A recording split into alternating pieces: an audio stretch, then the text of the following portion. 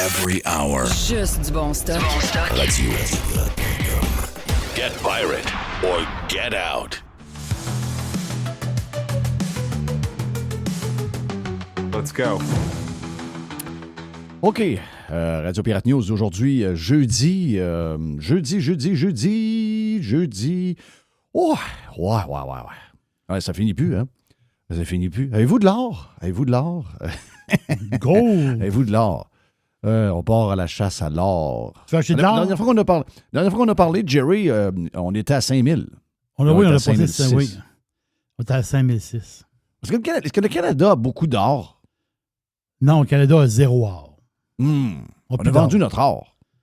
Mais le plus grand génie, en ce moment, le plus grand génie sur Terre, le gars, il s'appelle Adam Glapinski. OK. Lui, c'est le président de la Banque centrale de Pologne, OK. le pays.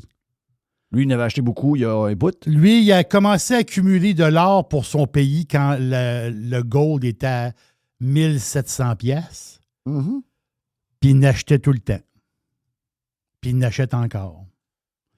C'est rendu... La Pologne, ils ont la 10e plus grande... Puis tu veux dire, c'est la Pologne, là. On s'entend-tu que c'est pas mettons, les États-Unis? La Pologne possède le tas d'or, le 10e le plus gros. Wow. Donc, il y a des tonnes d'or, là, des pays, OK, tel pays. La Pologne, sont 10e ce matin. Moi, j'ai toujours pensé une chose sur l'or. Les pays sérieux ont de l'or, les pays tout croche en ont zéro. Les pays... Tu sais, il y a des indices. Tu sais, où est-ce qu'on est rendu aujourd'hui, il y a des indices de ça.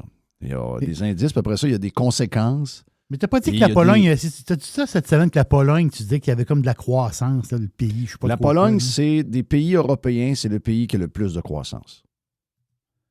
Okay, les donc, il y a pays une patente, là. Il y a européens une en ce moment patente sont qui se perdus. passe en Pologne. Là. Oui, il se passe d'affaires. Ils ont des défis, là. Ils ont des défis démographiques, c'est clair, pour, Oui. mettons, les 10, 20 prochaines années. Gros défi, parce que... Il y a une en grosse plus, armée, la Pologne aussi. Il y a une grosse armée à faire vivre. Là. Oui, mais en même temps, ils n'ont pas le choix tellement parce qu'ils ont du monde pas gentil alentour. Oui, beaucoup. Donc, Oui. ça prend de l'armée. Mais quand vous regardez tous les pays d'Europe, un des pays qui est le plus en santé dans les dernières années, c'est la Pologne. Et comme par hasard, tu me dis que le gars des finances, il n'y a pas d'Éric Girard là-bas. Là. Non, c'est Il y a pas c'est le gars de la Banque centrale. Juste vous dire qu'on a eu comme ministre des Finances, on a eu Chrystia Freeland. Juste vous dire ça. Là. Ça, c'est Le Canada avait beaucoup d'or. Le Canada a vendu l'or pas cher. Si le Canada avait gardé son or, on aurait des centaines et des centaines de milliards en ce moment d'or. C'est ça. Donc, c'est pas d'hier qu'on est si mauvais, les amis. Là. Voilà. Et voilà. C'est pas d'hier. Non, c'est pas Tout ce que vous voyez comme constat chaque jour dans le journal que vous aimez ou encore sur un site quelconque, puis que vous voyez des choses, des genres de constats qu'on fait, dites-vous que ça n'a pas parti avec même Trudeau. Là. Ça a parti avec beaucoup de monde, même avant, même des gens que vous avez peut-être aimés. Ça avait même été sous le règne de Harper. Vous avez gardé quoi du règne de Harper? Pas grand-chose. Donc, c'est pour ça qu'on a affaire à une genre de feluette en ce moment et qui shake les genoux avec tout ce qui se passe. Pourquoi qu'on a vendu notre or? Tu veux dire, Je pense qu'on avait besoin de cash. Ouais, c'est ça. Mais quand tu vends ton or, là, c'est comme si tu vas fouiller dans le petit cochon de ton gars. T'sais, pendant que ton petit était à l'école, là, toi, tu prends son cochon, puis le petit, là, à chaque semaine, il met des 25 cents puis des piastres dans son cochon. Puis toi, tu vas ouvrir le cochon pour t'acheter des affaires. Oui. C'est exactement ça. Tu vas le bonhomme va s'acheter de la bière avec le cochon. Avec l'argent du flot. Exact. Mais c'est ça. Donc, c'est ça. C'est ça que, c'est un constat. Bon, belle ride, tu as fait une belle ride. Est-ce que, la question, est-ce que Jerry a embarqué dans l'or? Parce que Jerry a toujours dit, si j'embarque dans l'or, je fais crasher l'or. Ben, je vais vous le dire quand je vais embarquer, là. Tu vas nous le dire? Vient, là. Ben, ça s'en vient, là. Moi, j'ai envie d'embarquer aujourd'hui. Est-ce que je vais embarquer dans un ETF, une patente de même, là? Oui. Donc, je vais probablement faire un move aujourd'hui. Ben, parce qu'il y a ils disent que c'est pas fini parce que le dollar américain baisse, puis le refuge pour mettre ses valeurs, c'est dans l'or. Mm-hmm. En ce moment. Notre ami Donald va commencer à trouver peut-être qu'il a pesé sur le gaz un peu. Mais je pense que dans sa tête, Il n'y a pas juste les taux d'intérêt bas qu'il veut, il veut un dollar plus faible. Tu sais, le dollar US est un peu trop élevé, donc ça devenait compliqué pour eux autres, surtout pour leur exportation. Donc, mais Marc Marbin, ça donne des avantages aussi, il ne faut pas se le cacher. Mais il y a des partisans d'un dollar, on va dire un dollar normal, parce qu'il était anormalement haut au cours des dernières années. Sur une période de 10 ans, il est probablement dans sa moyenne. Donc, et une chance pour le dollar canadien. Une chance. Si on parle d'inflation beaucoup au Québec et au Canada, une chance. Imaginez-vous si le dollar US était resté plus dans les chiffres de la dernière année et demie. Notre dollar canadien serait aux alentours de 65 cents si on fait une règle de 3 facile. Donc, on est aux alentours de 73 cents, non pas parce qu'on est bon, mais parce que le dollar US tombe, parce que ça devient de moins en moins la monnaie de refuge pour un paquet de pays et toutes les histoires de guerre commerciale de Trump avec un paquet de pays. Écoutez, on va le souhaiter. Je pense que pour nous, Canadiens qui est embriqués dans l'économie américaine, il faut espérer, mettez votre TDS de côté, il faut espérer que la stratégie de Trump marche pour vrai. Si ça ne fonctionne pas, watch out. Donc, il faut garder le cap et il faut vivre d'espoir. Hey, mais ça m'amène à ça. Ça m'amène. La raison pourquoi je vous parle d'or au début, et surtout de l'incompétence des gens qui s'occupent. On les a nommés en passant. On a élu, vous allez me dire, ouais, mais on n'a pas le choix beaucoup. On n'a pas de. On n'a pas vraiment de kingpin. Je suis d'accord avec vous. Mais on a eu des possibilités d'avoir un peu mieux. Puis on a fait des choix bizarres. On a eu Valérie Plante, on a vu Trudeau, on a eu Legault.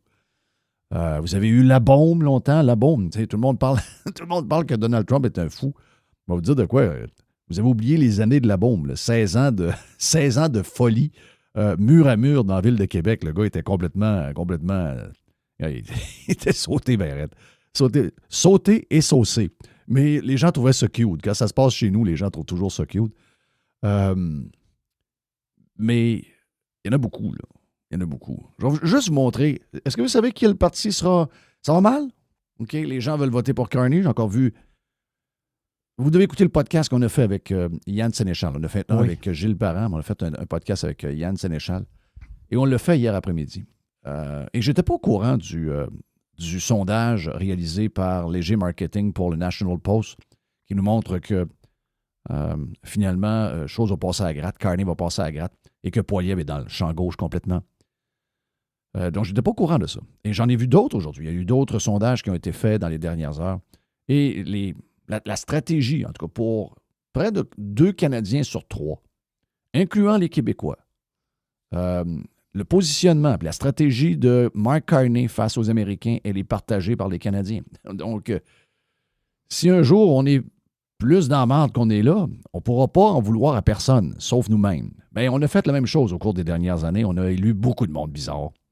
Et on s'apprête à élire qui? On s'apprête à tasser François Legault. Ouais, François Legault qui a... Mon feeling, c'est qu'il a beaucoup peur de sa femme. Je ne sais pas si vous avez pogné le vidéo qui a circulé hier. Non. Mais, ouais, je vais te le faire entendre. On va faire un warm-up tantôt. Je vais te faire entendre différentes petites affaires. Mais et là, on tasse. Puis avec raison, on aurait dû le tasser après la COVID. On aurait dû le tasser. On a eu l'occasion de le colisser dehors il y a 4 ans, 3 ans et demi. Et on ne l'a pas fait. Donc, ça, c'est nous. Tous ces problèmes-là nous arrivent par nous-mêmes. Là. C'est pas... oui, les hosties de politiciens. Non. On a élu ces politiciens-là. Oublie ce bout-là. Là. C'est important de le dire. On avait l'occasion de mettre quelqu'un d'autre. On avait l'occasion de les mettre minoritaires. On avait l'occasion de mettre un peu plus de diversité avec, entre autres, la gang Éric Duhem, en mettre 5, 6, 7, 8, 9, 10 peut-être. On ne l'a pas fait. Pour toutes sortes de raisons. On écoute la TV nous dit pour qui voter, puis on vote pour qui. La TV nous dit de voter, that's it. Mais le PQ s'en vient. Le PQ. Le discours de Carney à Québec. La souveraineté. Les Canadiens sont pas gentils.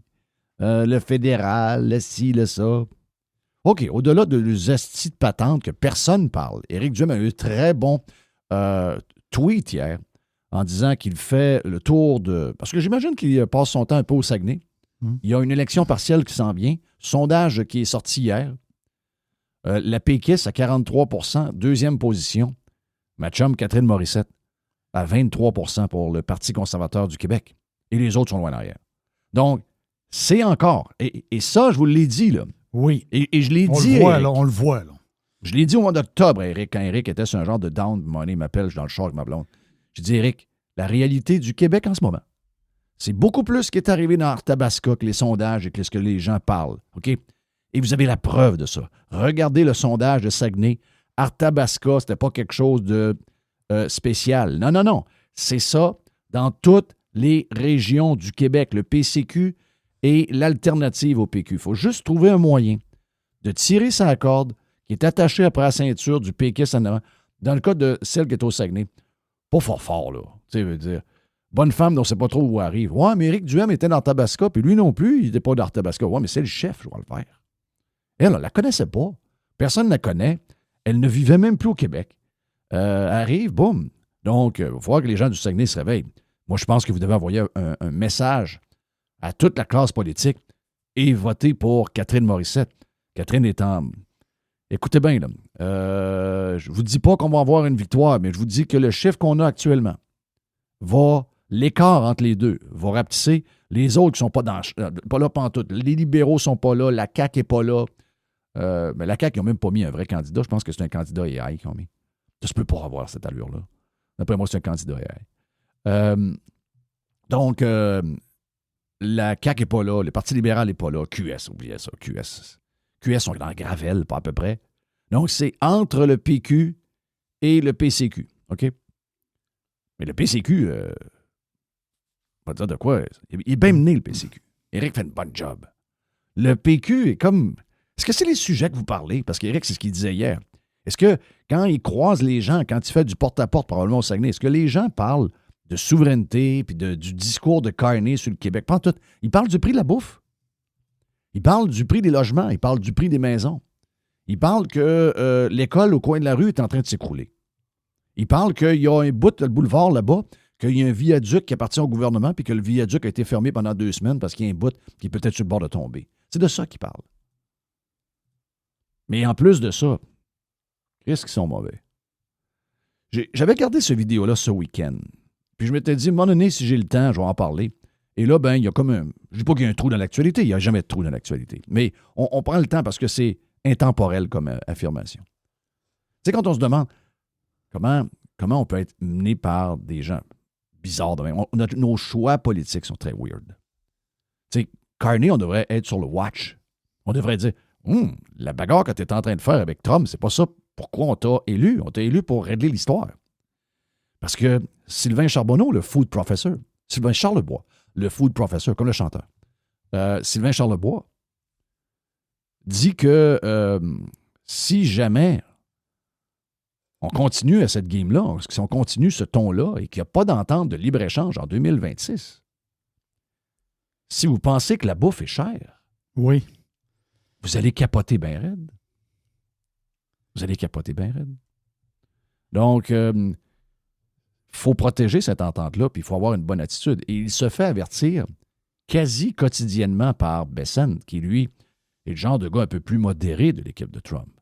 Mais, qui veut lui, Chris? Tu sais, du monde qui parle de Trump à longueur de journée, qui font des posts. Hey, toi là, tu occupe-toi de ton pays, tu n'auras pas géré le nôtre. Et ces gens-là gèrent les États-Unis depuis à peu près 1 an et demi. Quand même bizarre. Mais ce que je veux vous faire entendre, c'est que dans nos choix, on est très, très weird. Vous allez élire. Vous avez élu ce gars-là. Le gars que je veux vous faire entendre, les gens de Arthabasca l'ont élu cet été, malgré tout ce qu'on savait sur lui.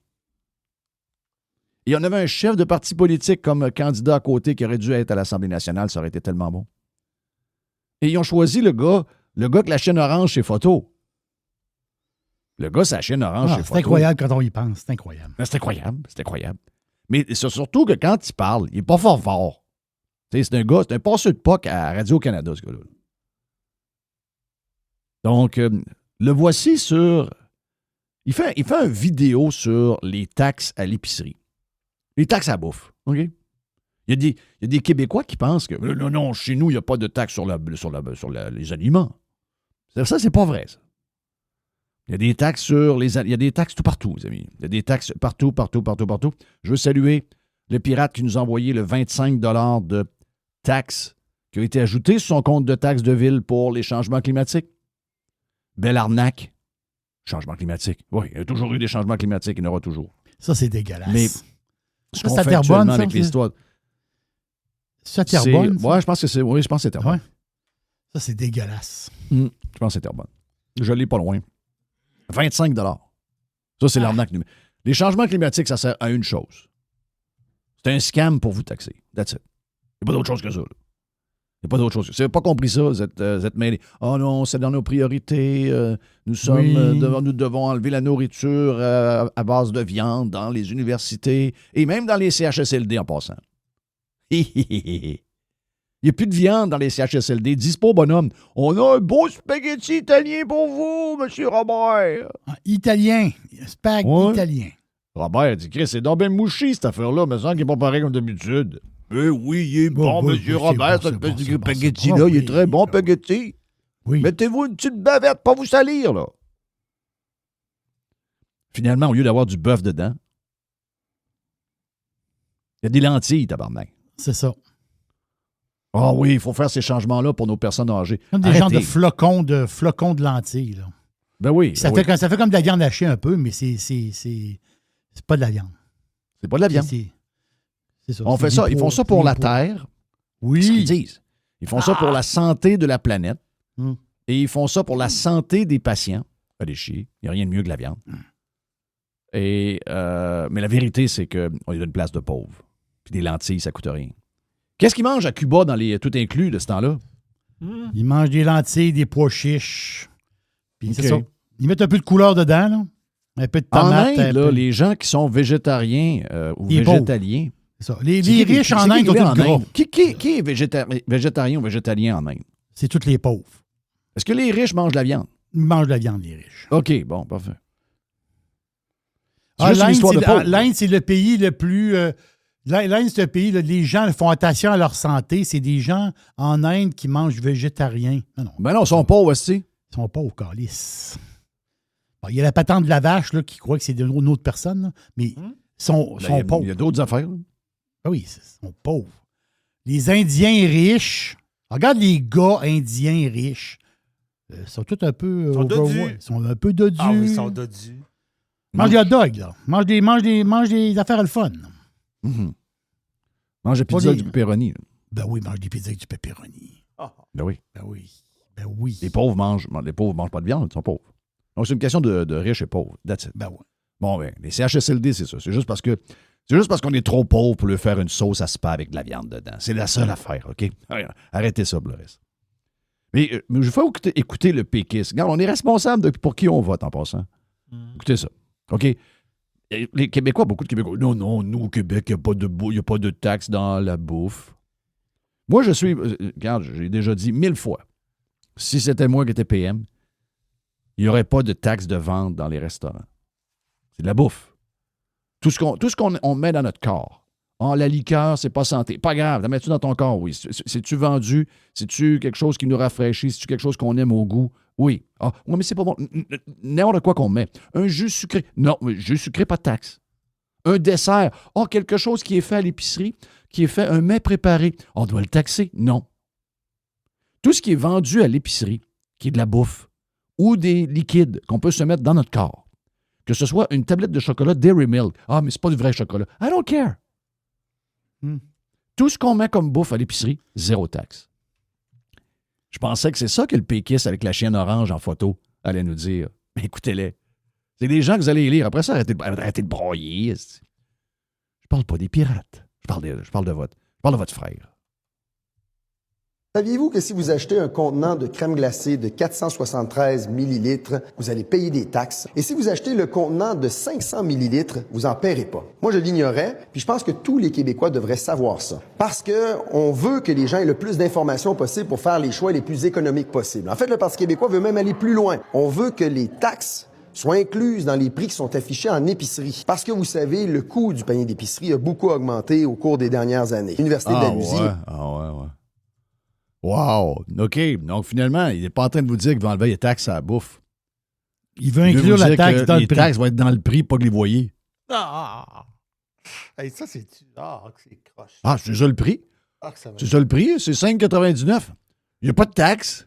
Il n'y a pas Non. de taxe. Il n'y a pas de taxe. Là, tu dis, ben oui, il y a de la taxe. Non, il n'y a pas de taxe. Non, j'ai regardé ma facture, il n'y a pas de taxe. Ah oui, pas de taxe. Un peu de taxes. Hein? Les péquistes, ça marde. Les acides péquistes, ça marde.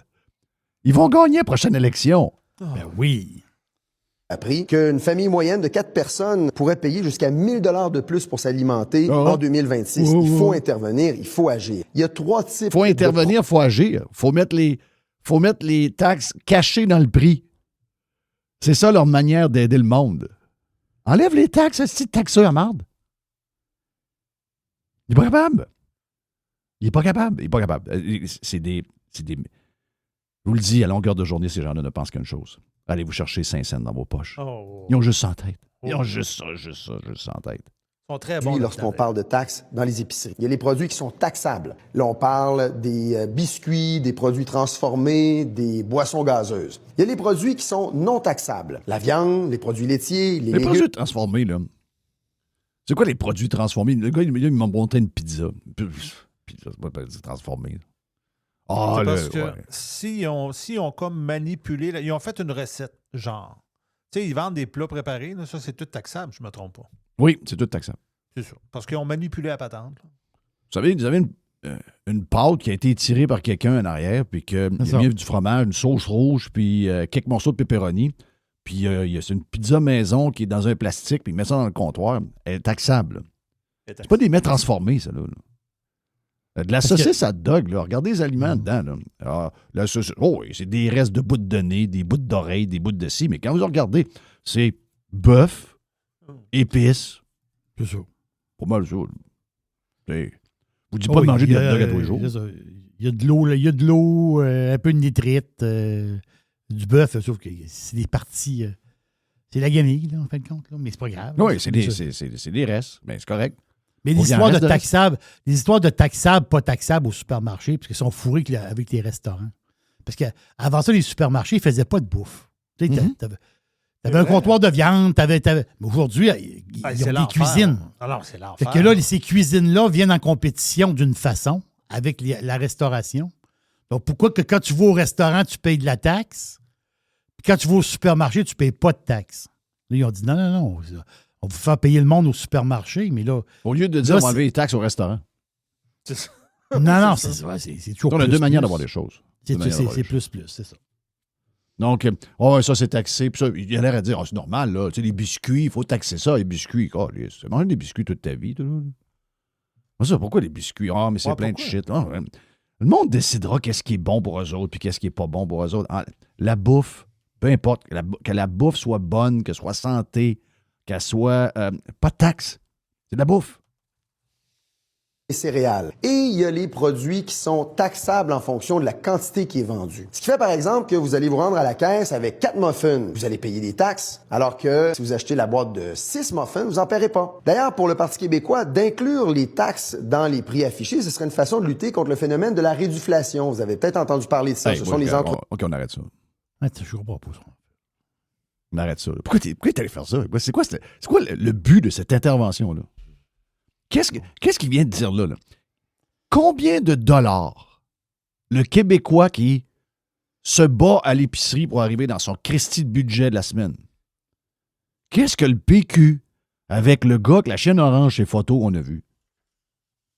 Qu'est-ce que ce qu'il vient de dire là? Je ne sais pas pourquoi il a fait cette vidéo-là. Qu'est-ce que ça donne au monde? À rien? Non, ça donne rien. À rien? Ça donne... Juste des mots, pas d'action. Juste des mots. C'est pas on va enlever toutes les taxes sur toute la bouffe à l'épicerie, puis on va même embarquer restaurant là-dedans, parce que là, ça n'a plus de bon sens. Non, c'est on va mettre les prix on va mettre les taxes dans le prix. Oui, on va cacher les taxes. Oui. On peut savoir qu'est-ce qui est taxé et pas taxé. Fun. Je les haïs. Mais savez-vous quoi? On a la possibilité de ne pas voter pour eux autres. On a la possibilité de ne pas voter pour eux autres. Il y a plein de gangs qui leur ressemblent. La gang d'avant, on ne peut pas y remettre. Le PLQ, c'est un parti très, très, très, très douteux. QS. Bon, il y a un genre de pro-Hamas qui vient de partir, là, mais il en reste encore dans la gang. Donc, QS, goodbye. Non, Il y a un parti qui va shaker à la place. Un parti qui va shaker à la place. Vous avez la possibilité d'avoir ce parti-là. Là. Oui. Vous avez la possibilité même de le mettre au pouvoir, ça. Oh ouais, mais le PQ a une meilleure équipe. Pardon? Il n'y a pas de meilleure équipe au PQ. Pas d'équipe au PQ. Ouais, c'est tannant d'entendre ça. La personne qui nous montre plus souvent qu'autrement, on se demande pourquoi. C'est la fille de Pornhub. Oui. On comprend pas. Mais la raison, c'est qu'ils n'ont pas de team. Ils n'ont pas d'équipe. Donc, les Québécois sont testés. Puis, les Québécois vont se plaindre. Quand les PQ vont être au pouvoir, les Québécois vont se plaindre. Mais finalement, vous avez pas mal votre futur entre vos mains. Avec un bulletin de vote, un bulletin de vote, il faut faire attention à ça. Là. La game démocratique, c'est pas un concours. Puis, je vais dire, écoutez, à la TV, ils vont me dire pour qui voter. Pas mal que ça marche. Ça. Dernière élection, vous avez la chance de crisser dehors le gars que vous avez enfermé dans la maison. Vous avez décidé d'y donner 90 députés. Un an après, pour une bagatelle, je ne sais pas trop pour quelle raison, je pense que c'est une histoire de hockey à 6 millions. Vous avez décidé que c'était fini. Mais faites pas la même erreur. Faut changer le Québec, il faut tout changer. L'histoire de la taxe, le coût de la vie est trop élevé. On est rendu à faire de la bouffe pour les vieux où il n'y a pas de viande dedans. Regarde, c'est fucké à la place. Là. C'est fucké. Il y a plein d'affaires. On pourrait vous donner 50 000 exemples de choses qui n'ont pas de bon sens en ce moment. Mais on a la chance d'avoir quelque chose d'autre. Les Argentins l'ont fait. D'autres le font également. Il y a d'autres pays. Tu me parlais, je pense que c'est du Honduras. Le Honduras l'a fait. C'est le Honduras que tu m'as parlé? Honduras, c'est exactement ça. Tu sais, quand tu te rends compte qu'après 20 ans, 30 ans, 40 ans, de voter toujours pour la même affaire, ça t'en donne toujours moins, puis toujours plus dans la misère, puis tout ce que tu y as alentour de vous autres, c'est tout en décrépitude, tu te dis, ouais, c'est peut-être le temps d'essayer d'autres choses. Ceux-là qui l'ont fait, ils ne regrettent pas. Là. Soyons bright.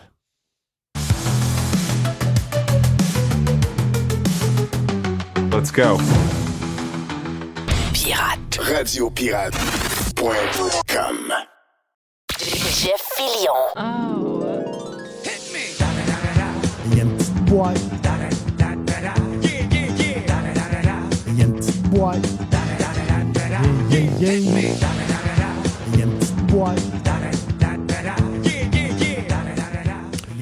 Petite boîte, Jerry. Une petite boîte. Je ne l'ai pas entendu. À la base, je ne suis pas un fan de Bruce Springsteen. Je respecte le gars, je respecte Springsteen. Je respecte le gars, puis tu veux dire, bon, oui, l'histoire, puis le vidéo avec la jeune, la popoune qui monte à la scène. Là. Mais je veux dire, moi, j'ai jamais acheté rien de lui. Cox. C'est ça. Moi, je l'ai vu 2 fois en spectacle.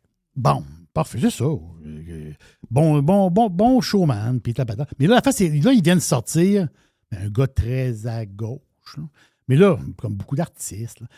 Mais ils viennent sortir une nouvelle chanson. OK. C'est Streets of Minneapolis.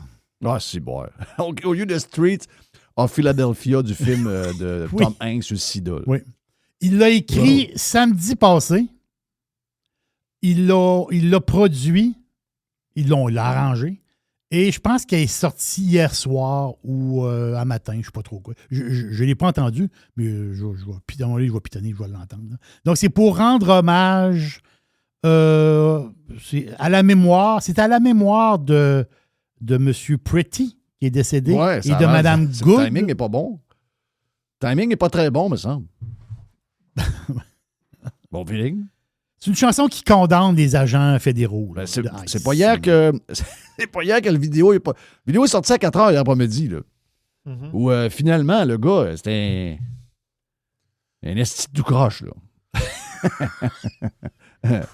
Faut toujours attendre. Hein? Avant de canoniser quelqu'un, il faut toujours prendre. Il était vite. Je pense que Springsteen. Toujours se garder une petite gêne. Bruce est allé vite. Là. Mais, ben oui, Bruce est allé vite. En tout cas, elle est faite, là, puis elle roule. Je ne l'ai pas entendu. Peut-être qu'il est très bon. Là. Je sais pas. Hier, c'était. Parce que dans le boursicotage de mardi matin, il y avait des résultats financiers de grosses entreprises. Les gros noms qu'on connaît, là, les vedettes, les stars. Microsoft, Tesla, Meta. Ça, c'était hier. Hier à 4 heures. Tout un trio. By the way, à 4 heures cet après-midi, c'est la pomme. Oh, la pomme. Résultat de la pomme après-midi.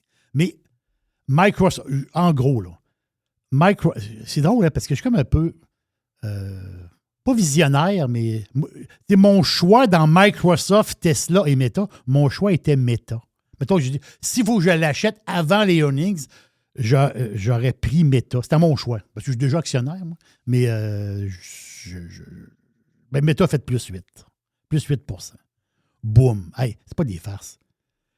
Profit net en augmentation de 9 % sur l'année passée.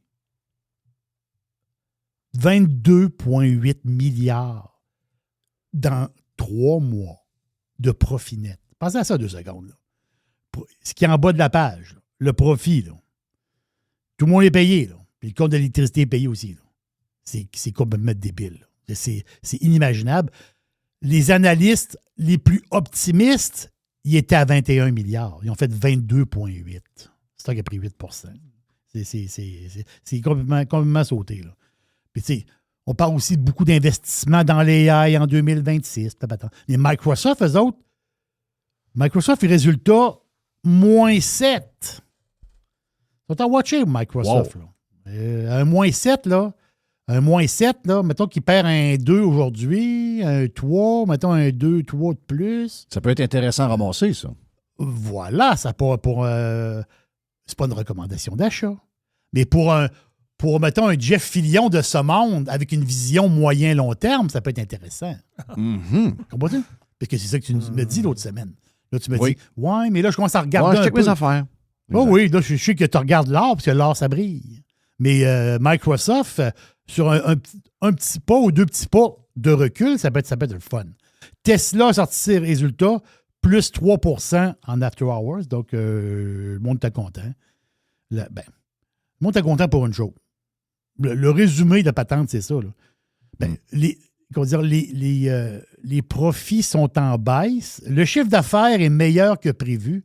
Mais les profits sont en baisse. Mais la patente, ce qui a fait plaisir aux analystes, c'est le calendrier de production des robots taxis. Parce que là, on fabrique des chars, puis ces chars-là, ça va être des robots taxis. Là. Ils s'en viennent. Là. Les robots taxis partout. Là. Fait que ça veut dire ça. Donc, le fameux calendrier, il n'est pas, pas touché. Donc, ça veut dire que Tesla s'en vient pas mal vite d'un robot taxi. Ça fait plaisir au monde. Toute l'usine californienne va être transformée. Oui, parce que là, Tesla, ils vont enlever, à partir de juillet, ils ne fabriquent plus. C'est terminé. Le modèle S et le modèle X. Puisque Tesla, qu'est-ce qu'ils ont comme modèle? Y3, le S, le X, puis le Cybertruck. Mais quand tu vas chez Tesla, c'est pas mal la Y et la 3 qui te vendaient déjà. C'était déjà tassé pas mal. C'est pourquoi? La S était plus disponible. Le X, c'est trop cher. Trop cher. La S commence dans le coin de 90 000 US ou dans ce coin-là. Après ça, la X est au-dessus de 105, 110. Je parle, ça veut dire US.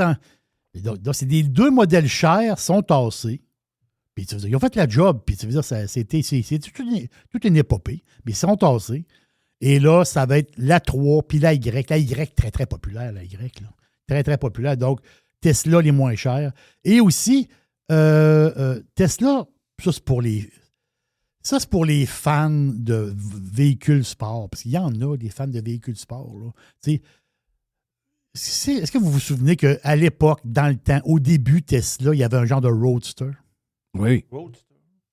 La première Tesla, c'était un Roadster. C'est un char très sport. Très, très belle voiture. C'est une balle en plus.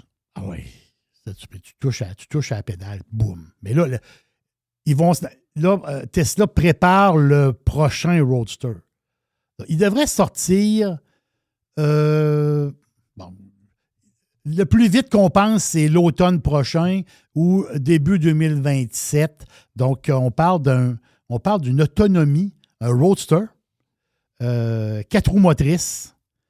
Le prix entre 200 et 250 000 US, mais avec une autonomie de, ils disent, minimum 1000 km. Donc, beau bolide, puis vraiment, là, ça va être quelque chose. c'est très pointu, mais quand même. Mais l'histoire aussi de Tesla, c'est la transformation de l'usine. Donc, qu'est-ce qu'ils veulent faire dans l'usine? Ils veulent fabriquer des robots. Des messieurs robots. Des bonhommes de 180 livres qui disent pas un mot puis qui sont pas syndiqués. Exact. C'est ça qu'ils vont fabriquer.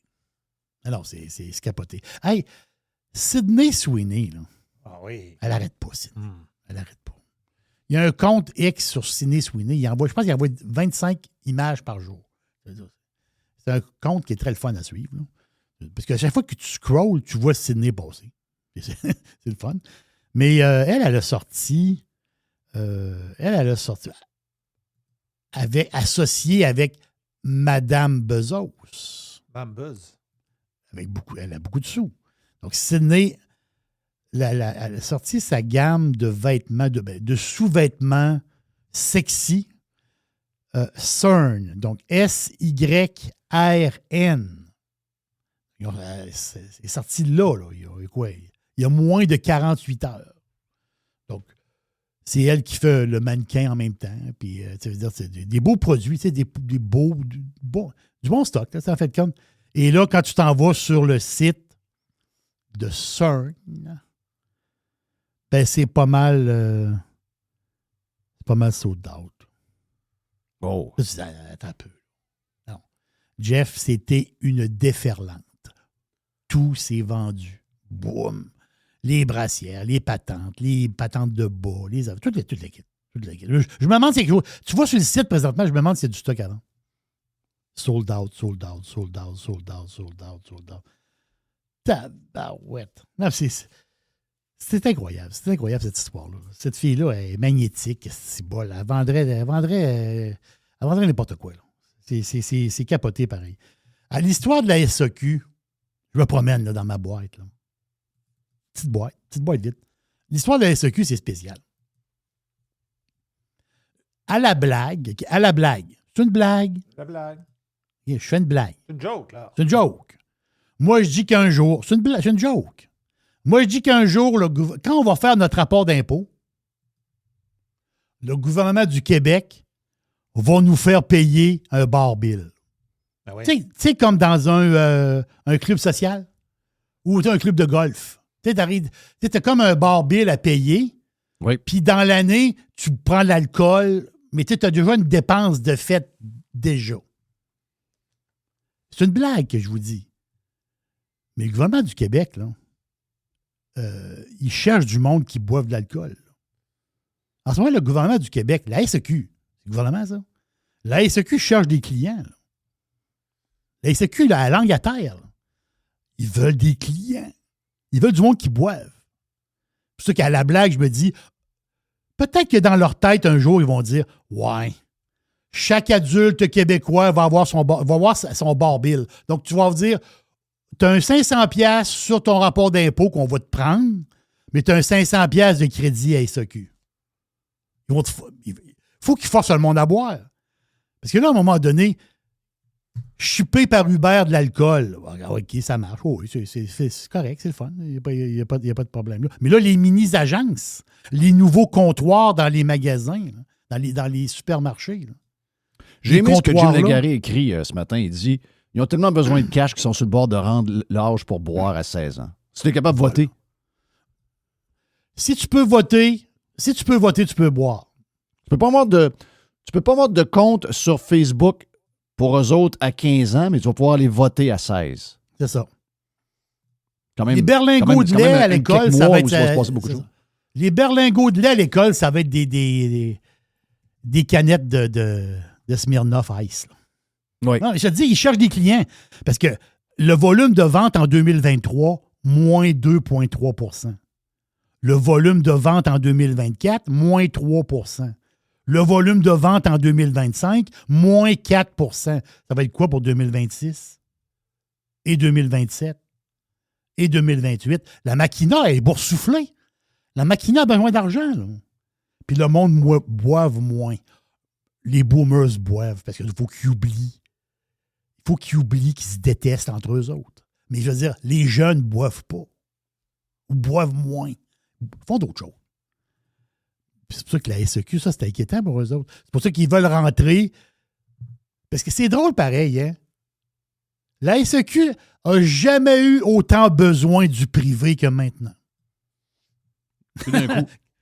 Oui, le privé, c'est de la merde, ça. Le privé, l'alcool puis le privé, là. Non, laissez faire le gouvernement. On va, ben là, t'as peu, là.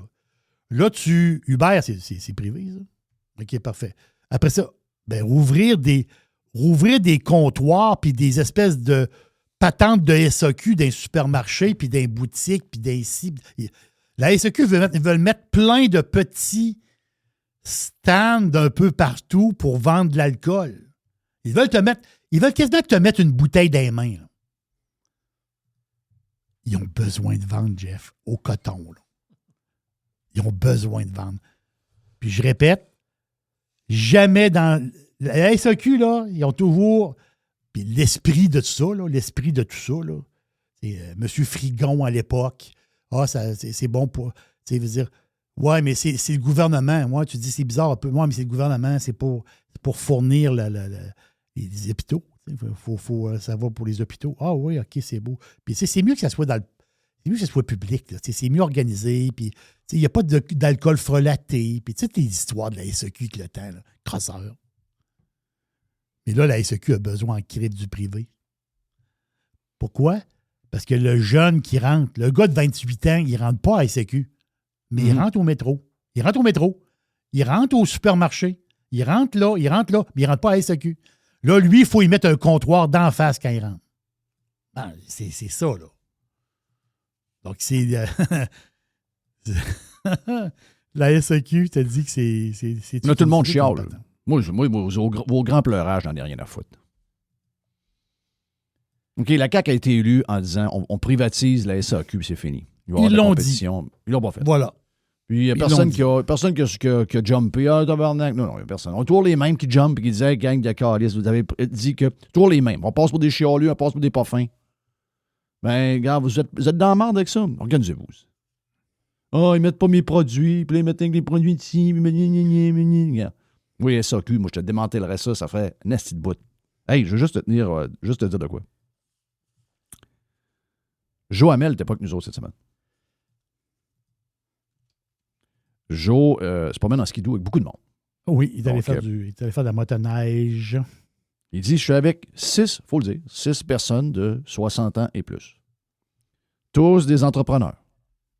Des agriculteurs, des concessionnaires auto, compagnies d'excavation, des gars pro-gun. Notre gang. Mm-hmm. Notre gang, ça.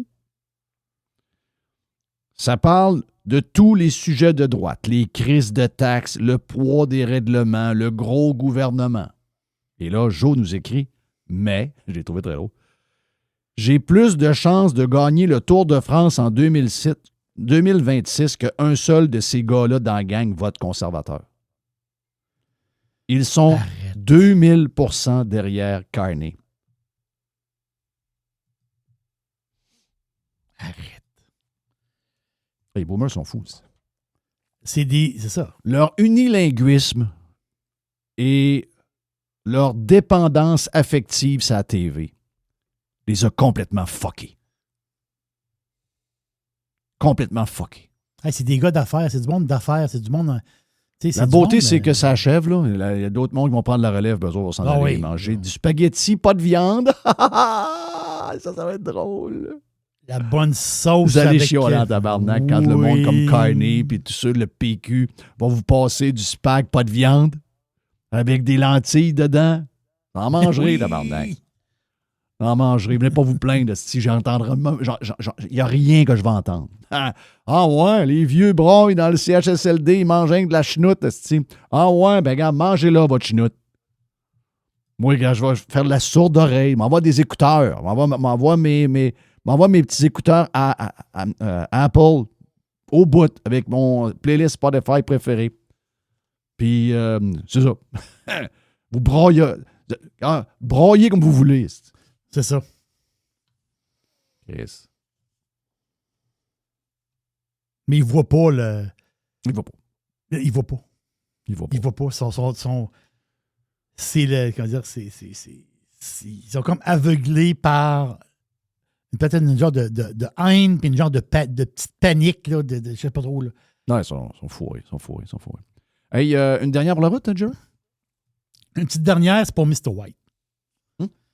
Ce soir, j'ai écouté un bout hier de la game Avalanche contre Sénateur. Puis les Sénateurs... L'Avalanche, on veut dire, s'ils venaient jouer plus souvent dans l'Est, il y aurait beaucoup plus de défaites que ça. Oui, c'est ça. Hier, regarde, les Sénateurs, ils ont été beaucoup critiqués depuis le début de l'année, mais parce que sur papier, ils ont une meilleure équipe que leur fiche, mais hier, vraiment, ils ont été très, très bons. Là. Ils étaient dans la cave, puis là, ils sont plus dans la cave. Il y a une nouvelle équipe dans la cave à matin. C'est Toronto, hein, c'est ça? Oui. Arrête. Oui. Arrête. Place de libéraux numéro 1. Qu'est-ce qu'il y a eu le coach? Le marché de Carney numéro 1 au Canada. Oui. Yes. Elbows up. Le coach, il a comme une blessure d'en face. Il s'est blessé en s'entraînant. En s'entraînant. Ben, on ne sait pas exactement ce qui est arrivé, mais là, c'est drôle que la blessure est comme en rond. Là. Oh, oui. Fait qu'on dirait qu'il a reçu comme une poêle, une dumbbell. Tu sais, un dumbbell, c'est rond. Là. On dirait qu'il l'a reçu dans le fond. Je sais pas. Moi, j'ai un coup de batte de baseball de sa femme. Voyons. By the way, il n'y a pas juste le front aussi. Si vous avez remarqué, il y a un œil, il y a un œil magané aussi. Ouais, c'est des points de suture pas à peu près. Là. Hey, il est magané. Là. Mon feeling que c'est pas arrivé au gym. Mais... c'est quoi tu penses qu'il est arrivé, toi? Tu penses qu'il y a une batteur? C'est ça? Les gars de hockey, ils sont sur la route. Voilà. Moi, je pense que dans l'équipe de Toronto, je pense que c'est le bordel total. Je pense que l'ambiance n'est pas bonne. Non, moi, je dis que c'est cette année qui gagne la coupe. Moi, je mettrais Carney comme coach. Coach Carney? Ouais. Oui. Je serais content. Il est plus pour les Oilers, lui, me semble. Non, pas grave. C'est Toronto qui mène le Canada. C'est Toronto qui mène le Parti libéral. Regarde, Carney, t'es magique. Toi, tu fais n'importe quoi. Viens-t'en. Ah ouais. Viens-t'en, on va te mettre coach. Tu transformes tout en or, toi. On n'a pas d'or, là, mais tu transformes tout en or. C'est ça. Donc, c'est quoi ton point à c'est Mr. ce White? soir. C'est pas Mr. White. Ce soir, l'Avalanche joue au Centre Bell. Le Canadien va gagner. Et l'Avalanche va avoir le gilet des Nordiques. Je suis un peu rendu comme Mr. White là-dessus. Là. Bon. Ah oui? Comment ça trouvé que ça n'a pas rapport? Non, mais c'est vrai que ça ne l'a pas. Puis, moi, je suis d'accord avec Jeff, comme le gilet, malgré que dans le temps, on le trouvait un peu ordinaire, c'est vrai que le gilet, il flash. Tu sais. Oui. Mais c'est pas votre gilet. C'est juste ça. Non, ça n'a pas rapport. Puis en plus, c'est comme une insulte parce qu'on n'a pas été capable de garder notre club. Tu sais. Oui. Ultimement, c'est nous autres, c'est notre faute. Hein? Absolument. C'est pas la faute n'est pas de l'acheteur, elle n'est jamais de l'acheteur. Non. La faute, moi, j'en veux pas à ça. Le problème, c'est le vendeur qui n'a pas été capable. Puis je ne mets pas au but responsable de ça, zéro. C'est juste que, comme l'histoire qu'on a vue sur Netflix des expos, exact. Où ce que la province est trop pauvre pour s'organiser. C'est-tu triste, ça?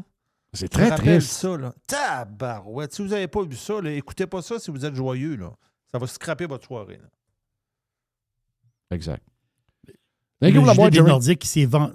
Juste dire, le gilet des Nordiques s'est vendu en tabarouette au Colorado. Tu sais, quand ils ont fait les games, là, c'est fou. Mais il va y avoir du stock, ces tablettes à Montréal, la soir. J'ai hâte de voir si le monde va embarquer dans ce... Oui, hein. Moi aussi, je pense. Ben oui, mais moi, c'est parce qu'il y a un genre de... Le chandail des Nordiques, ça a une connotation péquiste, souverainiste. Je sais qu'au Centre Bell, il y a beaucoup d'anglophones qui vont là de Montréal. Mais même des partisans du Canadien qui sont nationalistes avec tout ce qui se passe. C'est comme un genre de drapeau québécois, le chandail des Oui, c'est vrai. Nordiques. Oui, il y a un côté drapeau, c'est vrai. Un petit côté. On lui va en vendre. Il va en vendre à 200-300 piastres à soir. Victoire du Canadien à soir. Vous me direz comment ça se passe. Moi, je n'écoute pas ça. Thank you pour la boîte, Jerry. Yes. Oh. Il y a une petite boîte. Il y a une petite boîte. Il y a une petite boîte. Listen, radiopirate.com. Radio Pirate. Radio Pirate. radiopirate.com. La radio, comme ça devrait être. Radiopirate.com. Bon matin, Québec.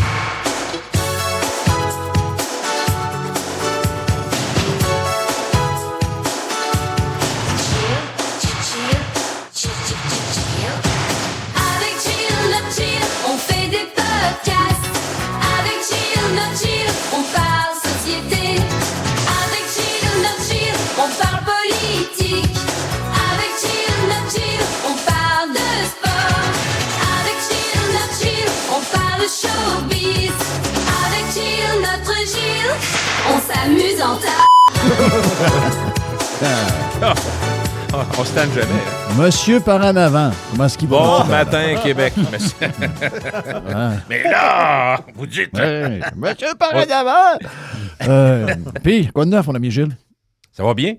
Quoi Ouais. de neuf? Ben, de neuf au moment où on se parle, j'ai jasé avec mon fils. Mon fils, quand il prend des petites vacances, parce qu'il est en résidence, fait qu'il n'est pas à plaindre, là, je suis pas en train de vous dire ça, mais dans l'année de médecine, des fois, il y a des petits congés. Fait que lui, quand il se trouve un 4, 5, 6 jours brodé avec une fin de semaine, il décide de prendre une petite vacance, puis c'est rare que c'est Bécomo qui est en tête de liste.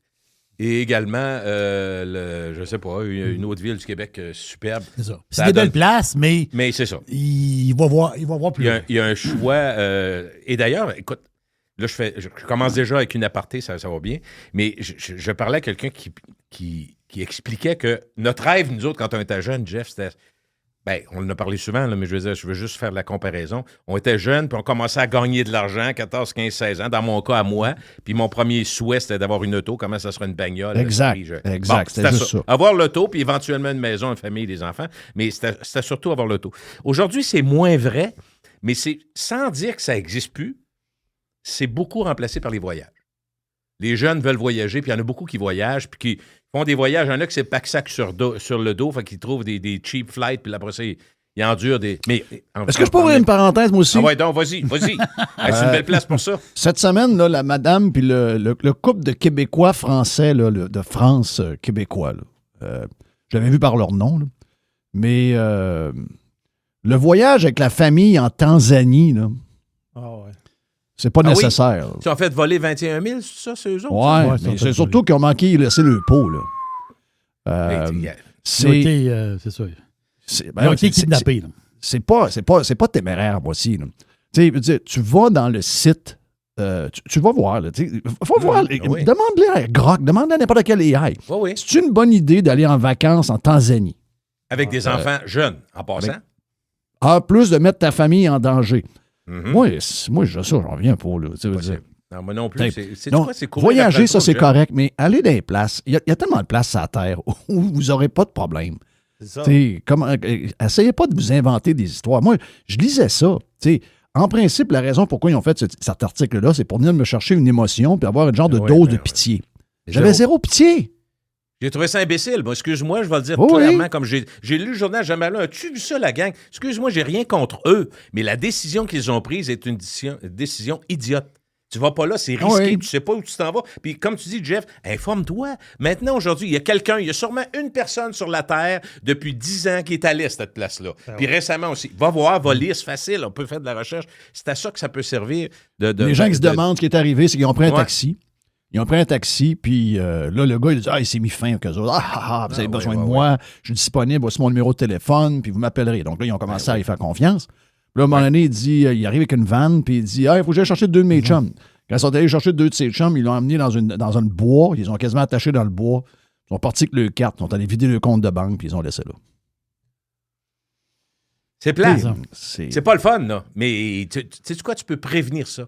Tu sais, penser avant, ça me rappelle ma mère que j'aimais tellement, Lucille. Elle dit, peux-tu réfléchir avant d'agir? Mais c'est un peu ça aussi. Là, dans ce cas-là, Oui. tu te mets dans une Courir après la situation marde. que... Il y a des belles Courir plages. Là. Des belles plages à Zanzibar. il y a d'autres belles plages sur la terre où c'est moins À dangereux. Cuba, à Cuba, les plages sont belles. Le poulet est plus maigre. Oui. C'est plus tough un peu. Je reviens au fait que c'est le fun de voyager. J'ai tout compris ça.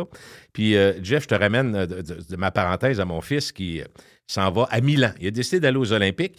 Pas parce qu'il dit « je rêve olympique », c'est pas tellement son genre, c'est pas le sportif vraiment très fort. Là. Il est plus dans d'autres choses que ça. Mais il y a un de ses amis C'est toujours les amis des amis des amis. Un de ses amis de l'école secondaire, qui, je ne sais pas son nom, fait que c'est pas grave, ça n'a pas d'importance. C'est l'histoire qui, je pense, qui est agréable. Alors, un ami qui va performer pour le Canada en ski, une des disciplines de ski acrobatique, probablement.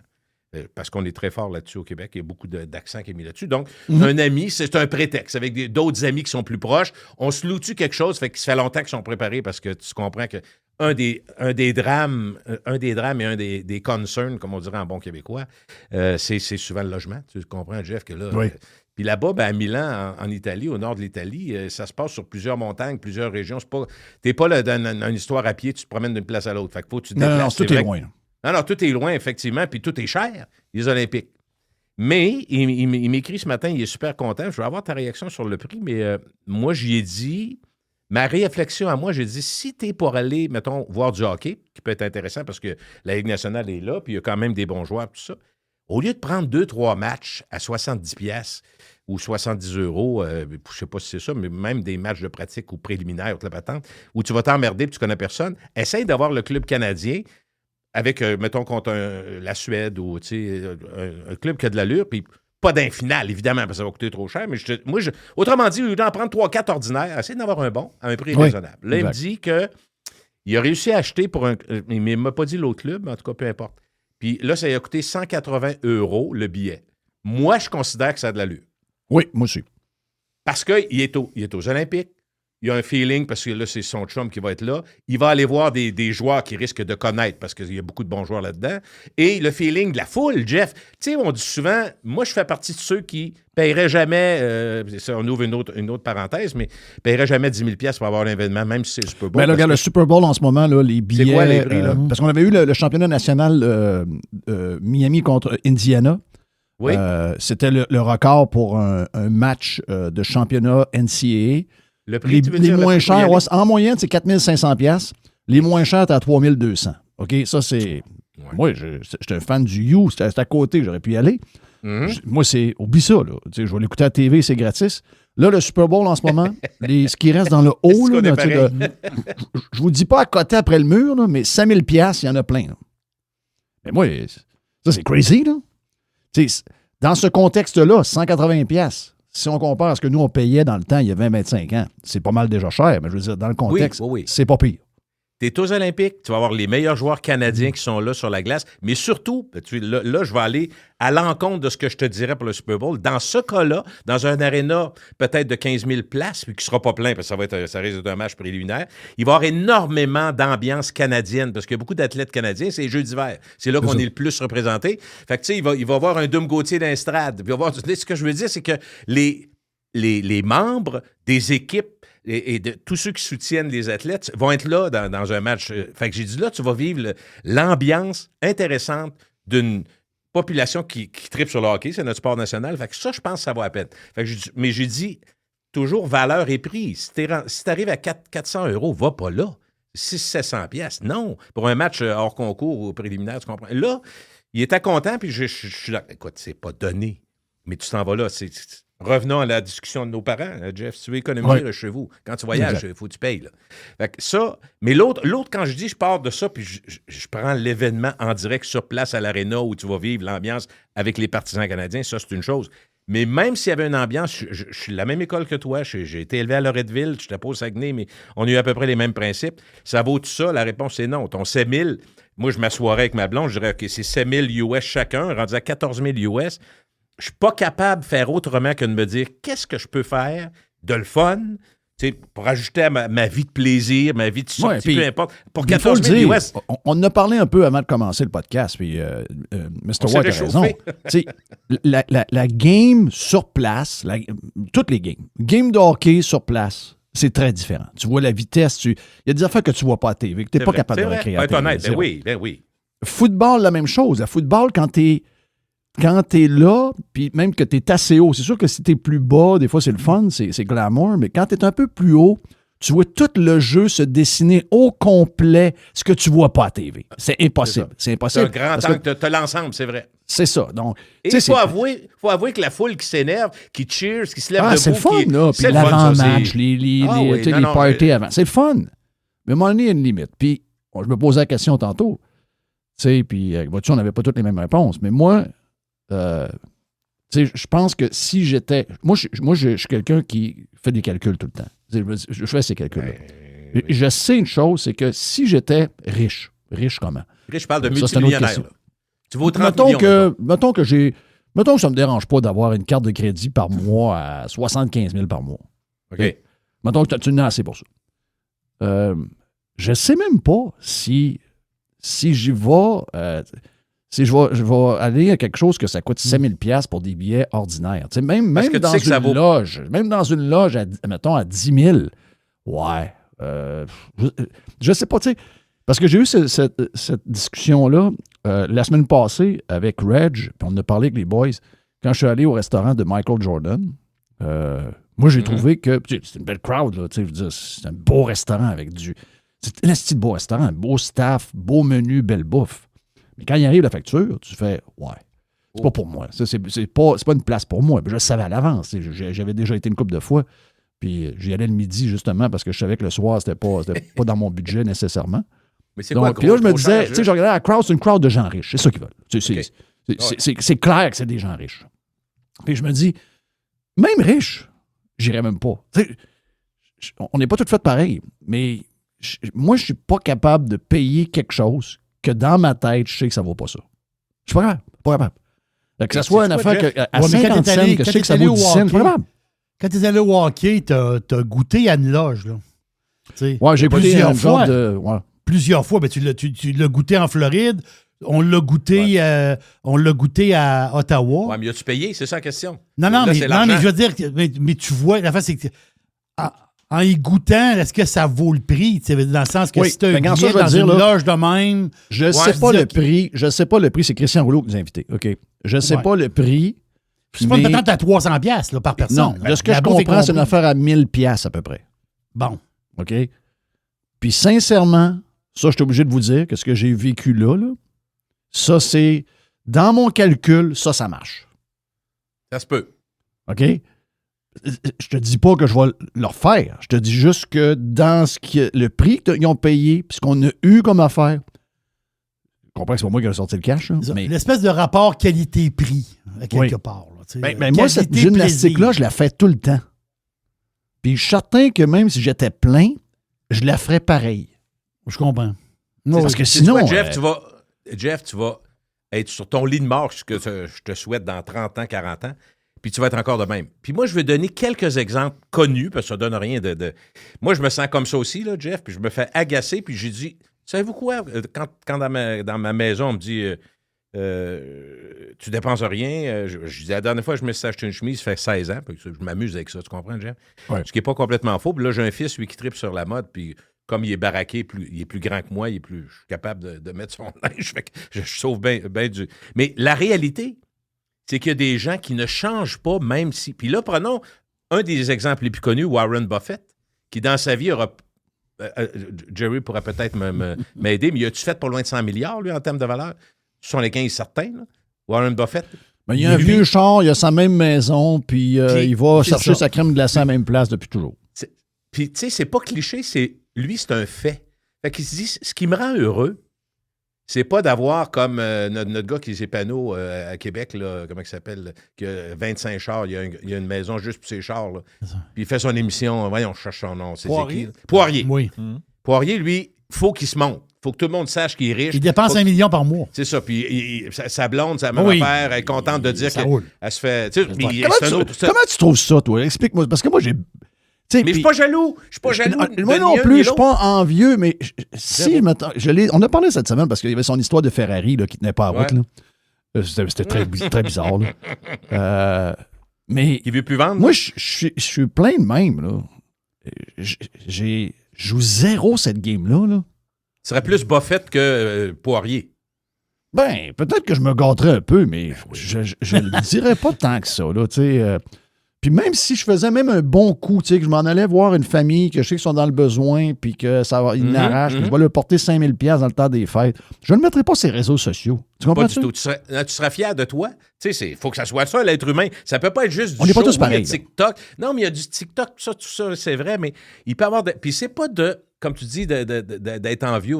C'est juste ce que t'es. Tu as été élevé comme ça, Jeff. Excuse-moi, tu as eu des valeurs comme ça.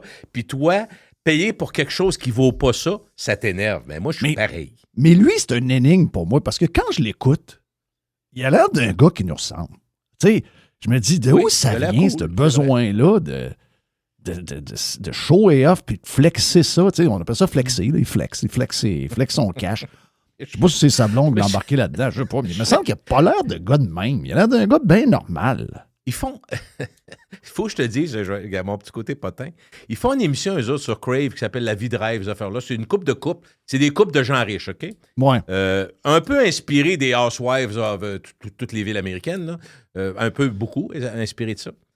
Puis, à un moment donné, j'écoutais ça juste pour me mêler parce que mon fils Elliot m'a parlé de ça. Il disait, il y en a qui parlent de ça, puis ça a l'air que c'est drôle, on rit. On rit de quoi? On va aller voir. Écoute ça. Là, à un moment donné, après une demi-heure, je regarde mon fils, j'ai dit, te rends-tu compte que là, il y a des femmes qui, à part s'être fait refaire le corps au complet, sont en train de discourir à la télé pour nous parler de relations humaines, de l'économie, tout ça, alors qu'il y a un secondaire 3 faible. Puis, tu comprends? Puis il y a des gars que c'est la même affaire. Ils viennent te jaser. Le gars de la blonde qui a une grande compagnie là-dedans, là, je ne sais pas lesquels, qui s'en vient, puis ils font la morale. Ça ne m'intéresse pas, tu comprends-tu? Non, là, j'ai été obligé de débarquer. J'ai dit, t'as pas être voyeur pour vouloir regarder ça. Mais non. Si j'écoute un style occupation double avec des jeunes, puis qu'ils ont des discussions stupides, je pense que dans le sous-sol, mon fils avec ses amis, c'est pareil. Mais il y a différentes manières de le faire. On va prendre un gars que j'aime beaucoup, c'est Kevin O'Leary dans Shark Tank, là, puis qu'on voit un peu partout maintenant. Tu sais, Kevin O'Leary, il est milliardaire. Mais Kevin O'Leary, il est exubérant un peu. Mais il joue pas cette game-là tant que ça. Il va te montrer ses montres parce que c'est un collectionneur de montres.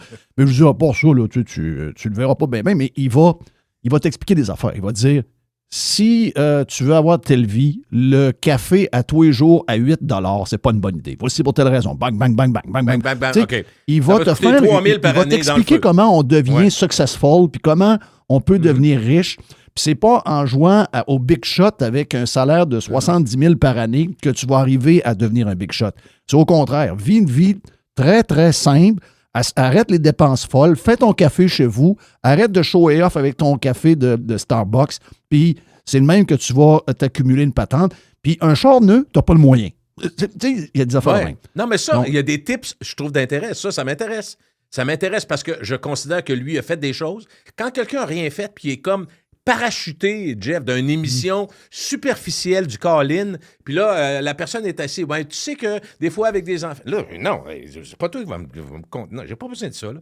J'ai pas besoin de ton avis là-dessus. Tu sors de où? C'est ça. Alors que quelqu'un qui a un parcours avec un parcours d'entrepreneur, c'est souvent ce qui m'intéresse le plus. Femmes ou hommes, des gens qui n'ont arraché au début, ils se sont pétés à la gueule, ils ont été obligés d'emprunter. Je peux te parler de mes frères qui ont fait des bons succès, mais à un moment donné, emprunté, hypothéquer la maison du beau-père parce que. Puis les gens, la famille, ils croient en toi, puis finalement, tu réussis à faire quelque chose de grandiose. Il y en a qui se pètent la gueule aussi, Jeff. Oui, mais ça, exact. pour moi, je me dis, OK, parfait. C'est l'expression que j'ai le plus sur la Terre. Le vrai monde, c'est encore pire, mais la vraie vie. Ça, c'est la vraie vie. C'est une vie, puis c'est pas une vie. Là, avant que quelqu'un m'écrive, là, Gilles, t'es en train de dire qu'il faut se péter la gueule 3 fois pour réussir dans la vie. Pas en tout, c'est pas ça que je dis. J'ai dit des gens qui sont partis puis qui ont monté quelque chose. Ce que tu veux dire, c'est que ce qu'on nous vend, qui a l'air facile puis qui a l'air la grosse vie, c'est la vraie histoire, pas elle. La vraie histoire, c'est pas ça. C'est beaucoup d'efforts, c'est beaucoup de sacrifices, puis il y en a plusieurs à travers qui n'ont jamais réussi à lever. Là. Pour un qui lève, il y en a 4 qui réussissent pas. Oui, mais il faut toujours, je suis d'accord, dans ma discussion, j'aime ça, parler de ce genre d'affaires-là, mais je fais attention de ne pas tomber dans le cliché. Exemple, qu'il y a des gens qui vont dire, de toute façon, lui, il n'a jamais rien fait, c'est son père, c'est la compagnie. Puis là, la phrase suivante, Jeff, tu la connais, tu l'as entendue, ben lui, les enfants reprennent la compagnie, ils vont te crisser sa terre en 5 ans. Mais c'est pas toujours vrai. Il faut faire attention. La famille Martin à Québec, je m'excuse, là, ils ont les frères Martin, Saint-Hubert, ils n'ont pas crissé sa terre. Là, puis on en connaît plein. La famille Brie, la famille des Normandais, il y en a plein. Donc, autour de nous, on a des exemples. C'est pas que ça, mais moi, c'est quand même des gens pour qui j'ai du respect beaucoup parce que je considère ils ont fait des choses, ils ont réussi. Dans certains cas, ils ont réussi à faire la relève, la transition, ce qui n'est pas facile. Souvent, la famille, je n'ai pas besoin de vous apprendre, dans tous ceux qui nous entendent, il y en a qui, des fois, ça fait 5 ans qu'ils n'ont pas parlé à leur frère, l'autre fait 6 ans qu'ils n'ont pas parlé à sa mère, sa soeur. Tu sais, c'est pas toujours facile, la famille. Des fois, ça va bien, des fois, ça va mal. Fait que moi, Fait que quand j'arrive à des émissions de même, je sais pourquoi je les écoute pas. Là. Je te parle des émissions Oui, exact. Crave. Je n'ai pas rien à apprendre de ça, je trouve. Ben, alors que j'ai des lectures que je fais qui m'intéressent, j'ai des émissions qui m'intéressent aussi, mais en tout cas. Sur Crave, l'émission avec Poirier, ça s'appelle Luc le milliardaire. Ça fait sobre. Tu vois, ça fait... C'est ça. Puis il y a une autre émission, comme tu disais tantôt, il y a une autre émission de riches et célèbres. Là, ouais, une affaire de même. sur Crave, mais l'émission Luc le milliardaire, parce que je ne sais pas combien d'épisodes que c'est, là, mais ce que je lis ici là, dans les informations, Ouais. ils disent que ce Poirier, c'est un gars qui est parti de rien. Ça, je ne savais pas. Je Moi connaissais non pas plus, sa mais vie, ça mais- m'intéresse, tu me dis. Oui. Je parle pas de ça. Moi, je parlais des femmes à l'écran. Lui, il là, tu était élevé, il était, ce que je lis là, il était élevé par sa mère, prestataire de l'aide sociale. Il vivait dans un HLM avec sa mère. Donc, il s'est dit... Oui, il s'est bâti au Donc, complet. à bravo, cause de la vie de misère qu'il a eue, il sent le besoin d'en mettre de- plus épais. Ouais, c'est peut-être ça. Il y a peut-être un Ouais. lien avec ça. Oui, ça peut-être. Mais moi, je peux te j'ai dire, du je respect suis pour milliardaire, personne ne le sait. Là. Ben, tu sais, à moins que je sois public, dans le sens que je suis dans une compagnie publique, puis j'ai une valeur d'action, puis etc., puis j'ai pas moyen de m'en cacher. Là. Mais je veux dire, moi, si tu me dis, ouais, là, t'es riche, tu sais, on va te faire un show de TV. Tu vois combien, toi? Ah, je vois 1 milliard, 200 millions. Ah, OK, on va appeler ça Luc le milliardaire. Mais t'es-tu fou, Calis? On va appeler ça Jeff le milliardaire. Non, ça n'arrivera pas, là. Ça fait prétentieux. Je trouve que ça Ben, fait... c'est pas nécessaire. Ben, ça fait, je le suis pas aussi. Là. Un milliardaire, il dit pas. Là. Tu sais, j'imagine qu'il y en a 400-500, je ne sais pas combien il y en a. Mais tu sais, le gars de Dynamite, on le sait-tu qui est 7 fois milliardaire, lui? Mais tu sais, On ne sait pas trop. On sait pas. Non. On le sait pas. Je sais On le sait pas. On part l'a ceux su un qui matin. On l'a su un matin là, parce qu'il nous explique qu'il a comme arrangé fiscalement ses affaires, là, puis il a comme mergé des compagnies ensemble. Mais c'est pas lui qui l'a crié. Là. Lui, c'est parce que c'est comme public, cette affaire-là. Là. Mais lui, le gars, il fait des courses de skidoo sur l'eau. Là. Mais tu sais, Ouais. hey, Jeff, je me rappelle, écoute, tu m'amènes à quelque chose. À l'époque de choix, j'avais comme, aujourd'hui, il est rendu VP à Caisse de dépôt, fait qu'on ne peut pas y parler. Vincent Delisle, le fils de Margaret Delisle, OK? Vincent Delisle était un collaborateur à l'époque que moi, j'étais à choix l'après-midi avec toi le matin. Je raconte toujours mon histoire quand tu parles de lui, où il a manqué de rentrer chez nous dans ma chambre à 3 h du matin parce qu'il s'est trompé de maison. Sa sœur restait à côté, puis il couchait chez sa sœur, puis on avait 2 maisons avec des briques rouges. Puis il rentrait à 3 h du matin dans la maison chez nous, bien chaud. C'est un autre temps, d'après moi. Mais il a fait un saut, je fais là! Qu'est-ce que je fais là? T'as pas dans la bonne maison? Mais lui il m'avait dit une couple d'affaires que j'ai retenues. Et il avait dit, entre autres... Il était aux gens, bon, lui. Il était très bon. Hey, pour ça. Christy qui était bon. Des préceptes que j'ai gardés. Ça, pour moi, ça veut dire beaucoup, beaucoup. Parce que ça m'a marqué, puis ça m'a servi. 2, 3 affaires. Il m'avait dit, à un moment donné, il dit... Gilles, je veux te choisir la vérité sur les gens qui ont de l'argent. Il dit, là, je n'inventerai rien, là. Mais prends les 1000 personnes les plus riches au monde, 95-97% ne sont pas connus. Ils sont très contents de ne pas être connus. Ils ont peut-être 8 îles d'un Bahamas, c'est encore lisse. C'est pas du monde qui sont flasheux. Ils sont contents de pouvoir se... Fait que ça... Puis l'autre affaire, il m'avait dit, si c'était facile, la bourse, puis on pouvait tout prévoir, là, on serait tous très, très, très riches. Et si vous voulez jouer... Mettez-vous 100$, allez au casino, vous allez probablement le perdre. Si vous gagnez 300-400$, si vous jouez assez longtemps, vous allez le perdre encore aux machines. Il parlait plus. Mais il dit c'est parce que c'est pas un jeu. Fait que les gens, ceux qui se pètent les bretelles, puis disent ouais, si tu connais pas ça, don't touch. Je me rappelle qu'il avait dit ça. Si tu as des gens de confiance, fait que moi, là, on te parle d'il y a 25 ans, là. Puis moi, il y a beaucoup de choses. Ces 2 éléments-là, je les ai retenus vraiment. J'ai dit, OK, c'est vrai. On parle de ceux qui flashent, on parle des gens qui sont très riches. Pour X, Y raison, mais c'est souvent lié à un couple célèbre, à une femme très connue avec un gars une femme, peu connue, très riche, en France, je pense à la France, où arrive son chum, puis c'est un gars, une vedette d'Hollywood, mais là, évidemment, tu comprends? Mais la plupart du temps, je pense que... Moi, j'étais chum avec lui, je dirais, baise une marche. Ouais. Tu sais, je sais pas, baise une marche. Parce que... Je sais pas.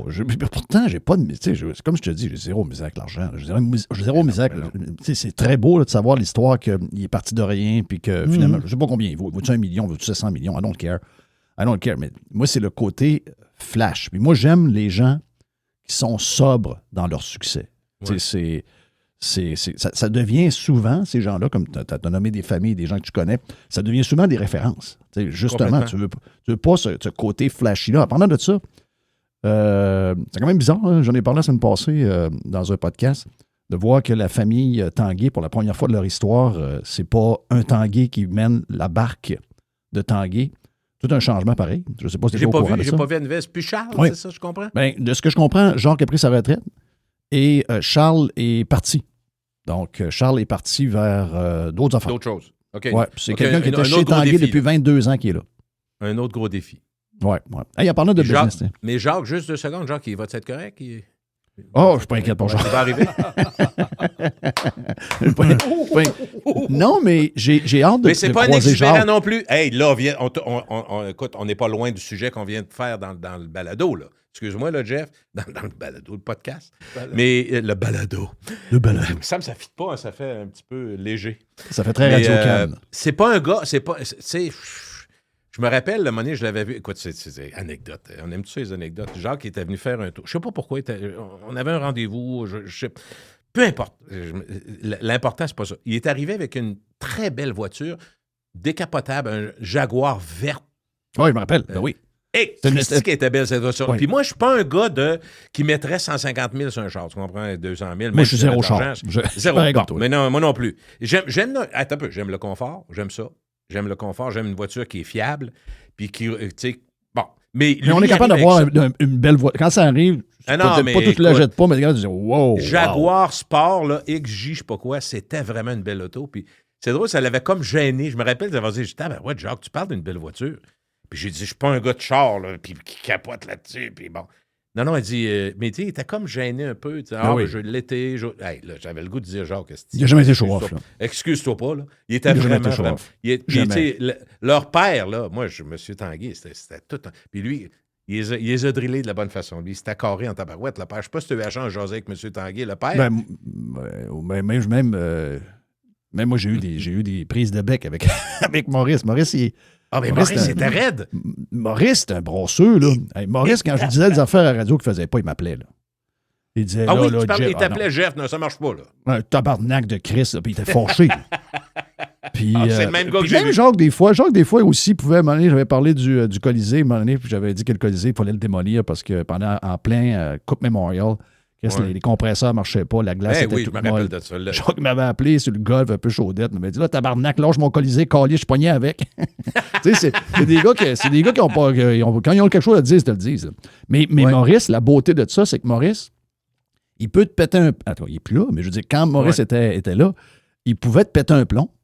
Puis tu le croisais 2 semaines après au golf. Puis il te serrait dans ses bras comme si qu'il t'était rien arrivé. Là. C'était le genre. C'était pas très rancunier. Là. Il avait à dire ce qu'il avait à dire. Boum, boum, boum. Merci, bonsoir. OK? Donc, ça, c'est. Mais tout le reste a fonctionné de même aussi. Là. L'entreprise, comment la famille est élevée, etc., etc. Plus de Gilles Parent. Presque 1h15 dans la version Prime de radiopirate.com.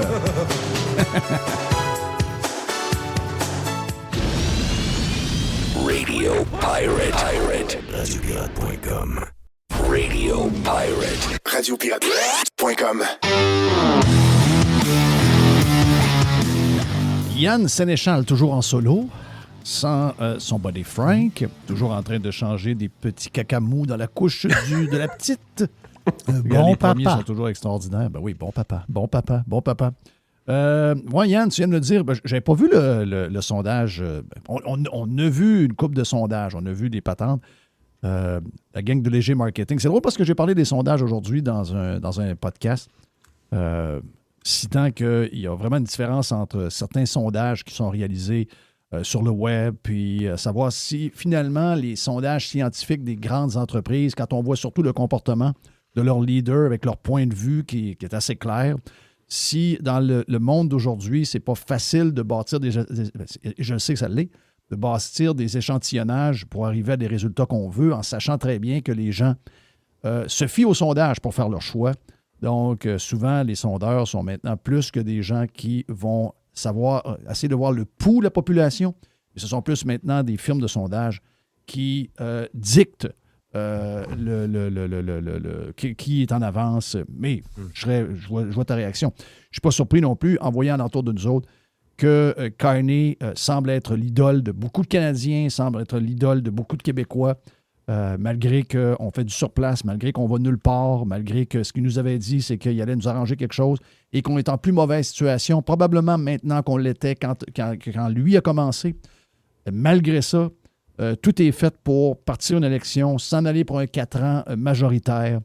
Puis le résultat du sondage, de ce que je comprends, nous montre que les libéraux sont là en ce moment.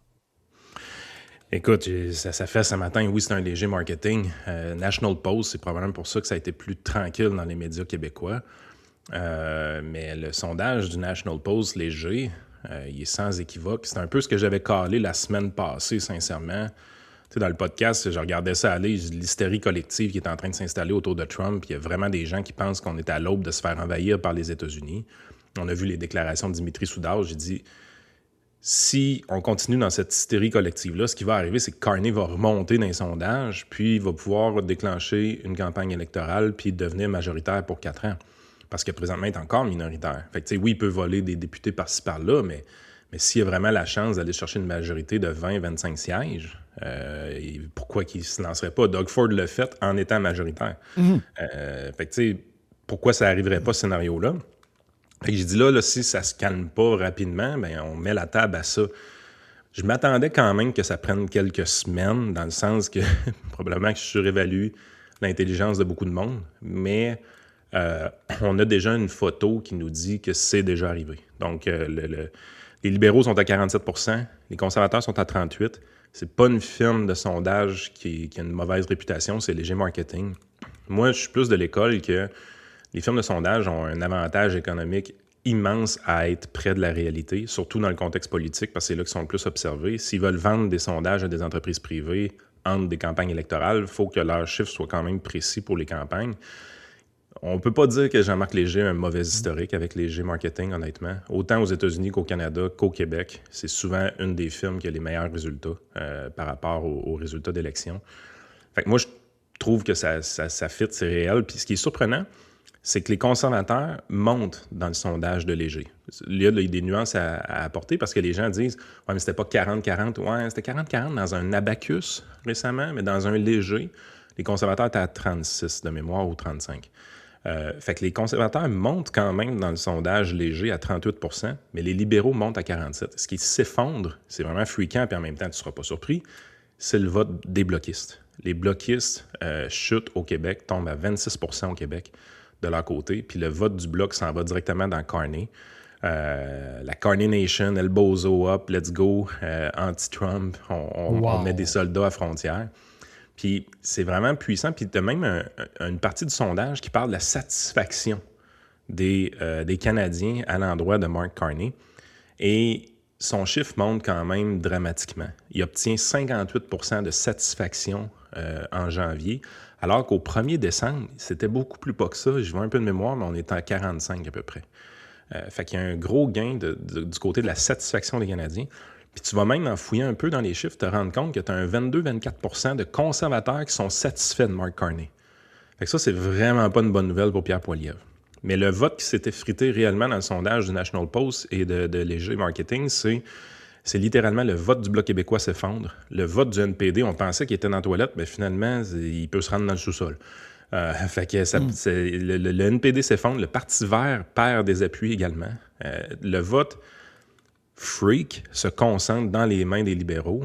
Ce qu'on vit présentement, c'est ce qu'on vivait à l'élection 2021-2022, la plupart des juridictions au Canada, où est-ce qu'il y avait un rally around the flag, où est-ce qu'on a donné une super majorité à François Legault avec 90 députés, où est-ce que les gens ont peur d'une menace immédiate et se mettent à voter pour le premier ministre en place. Ils se foutent qu'il soit conservateur, ils se foutent qu'il soit caquiste, nationaliste, ils se foutent qu'il soit libéral. C'est le premier ministre en place qui ramasse ces votes-là de peur, si on veut. Puis moi, sincèrement, là, quand on avait fini la pandémie, c'est des choses qu'on a discutées ensemble souvent, toi puis moi. On disait, la prochaine chose qui vont essayer de faire peur aux gens pour refaire un peu le scénario pandémique, ça va être les changements climatiques. Moi, j'y croyais pas tant que ça. Puis la raison, c'est que les changements climatiques, c'est quand même assez difficile avec cet enjeu-là de faire peur aux gens avec une peur imminente. C'est difficile de dire, écoute, là, l'apocalypse là, est dans 1 semaine et demie. Là. Ils l'ont essayé beaucoup, mais ça n'a jamais vraiment levé. Là. Ça lève pas. Puis, ce qui faisait en sorte que moi, dans ma tête, sérieusement, je pensais qu'on était un peu immunisé par rapport au scénario COVID/pandémique, parce que je me disais, oui, tu peux jouer sur la peur pour aller chercher le phénomène rally around the flag, mais la peur doit quand même être imminente. Fait que, tu sais, c'est pas nécessairement facile de créer cette peur imminente-là de façon artificielle, comme avec les changements climatiques. Sauf que là, ce qu'on se rend compte, c'est qu'avec Donald Trump, ça semble vraiment facile à faire. Ouais. Puis c'est ce qui est fréquent. Puis moi, dans ma tête, si on n'avait pas notre système électoral, on n'a pas assez de maturité politique pour se permettre des élections de 33 jours. Puis je pense que là, on s'en rend compte, c'est que si tu crées un environnement favorable à l'hystérie, puis tu peux déclencher une élection rapidement et cette élection-là ne dure que 33 jours, tu peux carrément aller chercher un gouvernement majoritaire sur quelque chose de complètement artificiel. Puis dans ce cas-ci, c'est ce qu'on est en train de vivre. Tu sais, je veux dire, y a-tu quelqu'un de sérieux et de rationnel qui pense que Donald Trump va envahir le Canada? Bon, il y en a Personne. Oui, mais rationnel? Ah non, ben, est-ce qu'il y a... Émotif. OK, l'autre question. Il y a combien de gens rationnels? C'est ça le problème. En ce qu'on se rend compte, il y en a peut-être 30-32% des gens, parce que tu peux même pas dire que tous les conservateurs sont rationnels. Non. Parce qu'il y en a qui sont à ça de quitter pour les libéraux présentement. Ouais.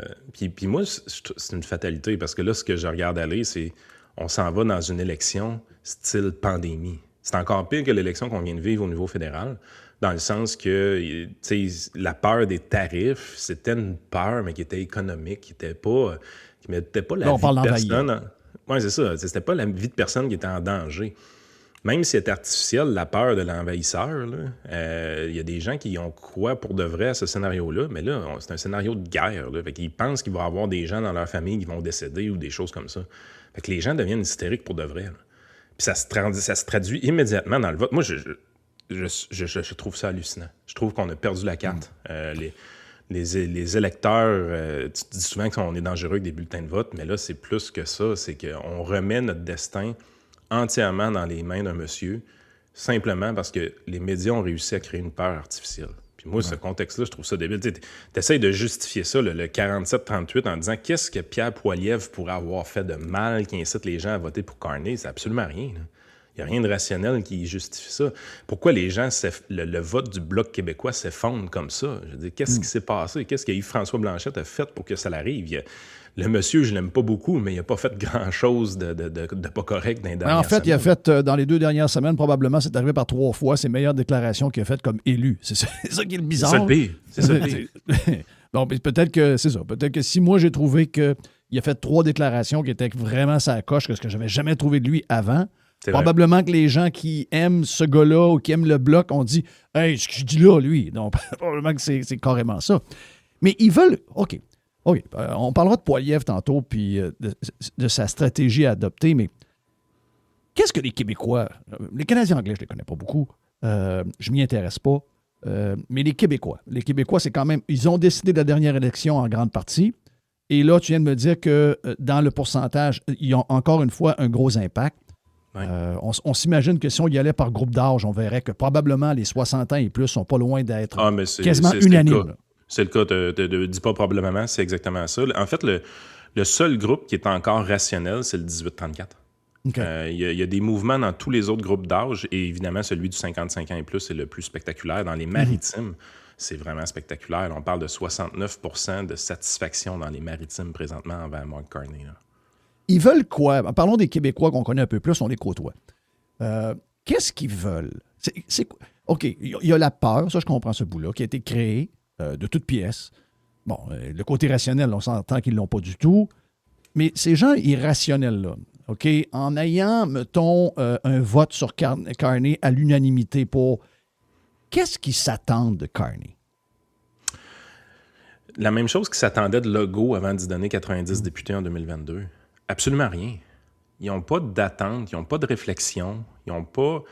La seule chose qu'ils ont, c'est qu'ils ont peur, le monsieur Orange les terrifie, puis il y a quelqu'un, quelque part, qui a l'air d'avoir un discours rassurant. Tu sais, il y a des gens qui ont dit que c'était digne de Churchill, son discours à Davos. Là. Faut peut-être fumer du Christ de bon stock pour dire des affaires de même. Ben oui. Surtout qu'ici, on l'a pas fait. On a caché la critique, là, mais il y a beaucoup de monde, à Davos même, des gens, même de l'Union européenne, de sa gang, qui ont trouvé que c'était un peu charrié puis tiré par les cheveux. Et semble-t-il qu'il y a beaucoup de monde dans le milieu de la finance, parce qu'on sait que le Canada est venu à Toronto. Là. Ah oui. Dans le monde de Toronto, il y a des banquiers, il y a du monde du milieu de la finance qui ont envoyé à des gens au Parti libéral des gros commentaires en disant très, très, très dangereux. On joue avec quelque chose de vraiment dangereux en jouant cette game-là. Mais ça n'a pas été raconté dans les médias, cette affaire-là. Non. Ça a été au contraire, c'était le plus grand discours, puis il y avait une colonne, puis il s'est tenu debout, puis écoute, il n'a même pas voulu l'affronter. Il a quitté immédiatement après pour être sûr de ne pas le croiser alors qu'il savait qu'il s'en venait quelques heures plus tard. Puis moi, il y avait des notes dans son discours qu'on sentait le désir d'implanter une gouvernance mondiale. Tu sais, je veux dire, moi, je suis le premier à trouver que le libre-échange, c'est une des choses qui est les plus fantastiques de la mondialisation. Mais il y a des morceaux de la mondialisation qui ne font pas de sens. Notamment la protection des frontières wide open comme en Europe, ça fait pas tant de sens que ça. Moi, que la libre circulation des travailleurs, la reconnaissance des diplômes, toutes ces affaires-là, c'est des choses qui sont super bonnes. Mais tu sais, à un moment donné, c'est pas parce que tu es rentré par la Grèce puis qu'eux autres, t'es un peu sloppy que tu peux aller t'établir en Allemagne, dans ma tête. Là. Tu sais, éventuellement, il doit y avoir un peu plus de contrôle sur... Mais il y aurait dû avoir un bouclier. Là. Moi, l'ouverture entre les pays, je pense que c'est D-Lab, surtout dans un coin où ils sont tous tassés un de même, mais le bouclier européen n'est pas étanche. Exactement. Fait que ça c'est une grosse problématique en Europe. Puis, ce que j'aime, comme je l'ai dit, le libre-échange, j'adore ça. Ce bout-là de la mondialisation est super important. Mais ce que je déteste du modèle européen, c'est le Parlement européen, le gouvernement supranational. Bien, nous autres, au Canada, présentement, nous n'avons pas de gouvernement supranational. Oui, il y a l'ONU, mais il n'y a pas de force de loi envers nous. Oui, on fait partie de la NORAD, de l'OTAN ou des trucs comme ça, mais ça n'a pas force de loi. Mais quand tu écoutes le discours de Mark Carney comme il faut à Davos, il y a des notes de gouvernement, de gouvernance mondiale. Mm-hmm. On veut établir, on dit les pouvoirs, les pouvoirs moyens devraient se réunir, devraient pouvoir décider, mais c'est un mondialiste, ça. Je pense qu'on le savait avant de le connaître comme il faut. Il s'en est jamais caché. Il a été dans des... Il y a eu des postes, je ne sais pas si c'est honorifique ou vraiment... Mais c'est un mondialiste. Bien, le défaut du terme mondialiste, c'est qu'il a été galvaudé, malheureusement, par beaucoup de monde qui ont tout crissé dans le même panier avec ça.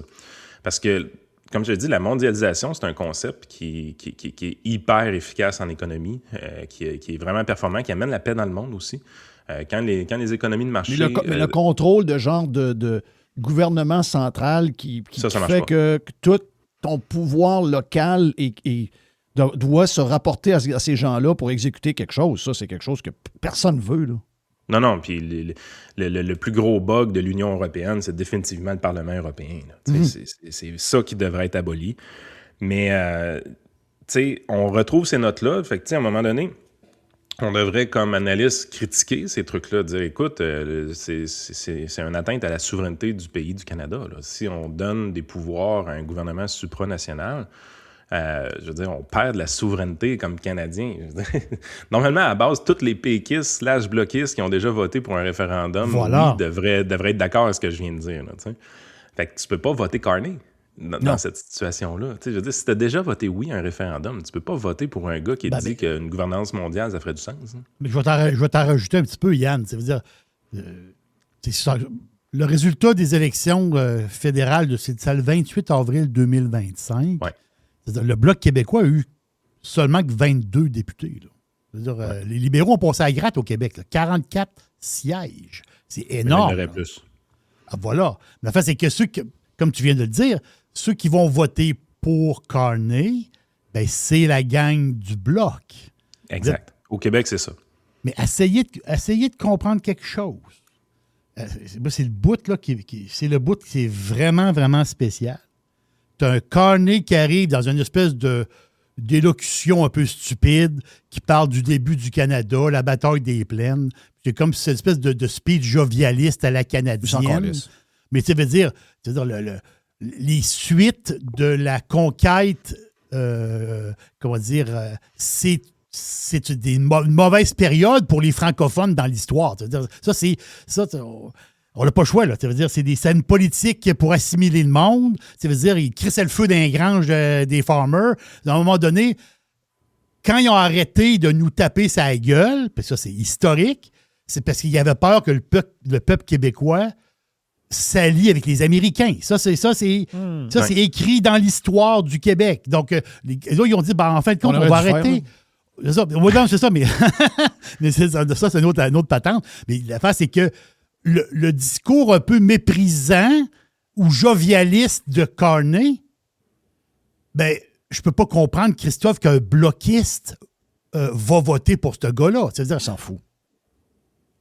Ben, je pense qu'ils font pas le lien. Je pense sincèrement qu'ils font pas le lien. Non, mais parce que... ils font pas le lien. Ils font plus le Non, lien. il va y avoir des gens qui vont voter pour le PQ avec son référendum, mais ils vont avoir voté Carney au mois de mars 2026. Là. Tu vas le voir, Jerry. En fait, c'est du déjà vu. En 1995, il y avait eu une élection fédérale avant le référendum de 95. Puis les libéraux fédéraux avaient raflé une tonne de comtés. Là. C'est une des meilleures victoires libérales de l'histoire du Québec en termes de libéral fédéral. On n'est pas suivable. On est bizarre. Là. On est réellement bizarre parce qu'on vote, on vote avec beaucoup d'émotions. C'est assez spécial, notre façon d'aborder mais si je m'assois avec ces gens-là, je vais prendre les bloquistes. Okay? Les libéraux qui ont toujours voté libéral, les autres, c'est notre histoire. Là. Mais je vais prendre les bloquistes qui viennent, avec ce que tu dis, Jerry, avec ce qu'on vient de jaser, ce que tu viens de jaser, Yann aussi. Puis je comprends que... Mais si, mettons, j'ai une discussion, je ne sais pas, je suis capable d'en croiser dans ma famille. Je m'assois tranquillement, je prends une bière. OK? Puis on est calme. On reste calme. On ne pogne pas les nerfs. Qu'est-ce qu'ils veulent? C'est quoi qu'ils cherchent? Une sécurité? Ils veulent que Carney, à tout prix, nous coupe des États-Unis? C'est quoi qu'ils veulent? Je sais pas. Ben, à base, tu sais, c'est dur de s'imaginer qu'est-ce qu'ils veulent réellement parce qu'ils croient d'abord et avant tout que l'invasion américaine est imminente. OK. C'est juste faire cet exercice. Ben c'est ça, juste faire cet exercice-là mental pour dire comment je peux faire pour analyser ce qui m'est présenté dans les médias, puis venir à la conclusion que l'invasion américaine est imminente. Ce processus mental-là m'échappe. Je ne le comprends pas. Non, regarde. Tu sais, il n'y a aucun raisonnement là-dedans. Tu sais, je veux dire, Dimitri Soudas a carrément été dire notre meilleur moyen de se défendre, c'est d'attaquer en premier puis de faire le plus de décès possible dans l'armée américaine qui va traverser la frontière. Parce que là, ils vont peut-être backer en se disant qu'il y a trop de pertes humaines. Mais là, tu te dis, lui, il dit ça à la télé d'État. Je veux dire, il a perdu sa job, c'est sûr. Puis finalement, tu te dis, non, il n'a pas perdu sa job. Ça n'a rien changé. Jacinthe Avarel, elle a perdu sa job. Rodolphe Ossini, lui, il a perdu sa job, par contre. On ne sait pas trop pourquoi, ni un ni l'autre. Ouais. Mais Dimitri, lui, peut dire tout ce qu'il veut. Fait que, c'est probablement parce que beaucoup de monde à Radio-Canada pense la même chose. Mais c'est ça. Fait que ce contexte-là d'hystérie, si c'est la première fois qu'on vivait ça, je te dirais c'est assez inexplicable. Mais comme c'est la deuxième... C'est 2 fois collé, là. Ça commence à être inquiétant comme pattern, là. Ben, tu sais, je veux dire, moi, en 2022... tu sais, à un moment donné, là, les vaccins, là, les gens l'oublient, là, mais sont arrivés comme en novembre 2020. Mais en 2022, octobre 2022, à l'élection, on était encore en mode hystérie par rapport à COVID. Là. Oui. Normalement, là, si on avait été rationnel pour vrai, là, l'hystérie collective se serait terminée à l'annonce des vaccins. La journée que ton 70 ans et plus était vacciné, c'était fini. Là. C'est quelque chose que toi et moi, on a dit rien qu'en masse, Jeff. Oui. Mais on est allé plus loin que ça. On est allé dans les contrôles, le passeport vaccinal. Même par après qu'on a su que le vaccin, finalement, t'empêchait pas de l'avoir et de le donner.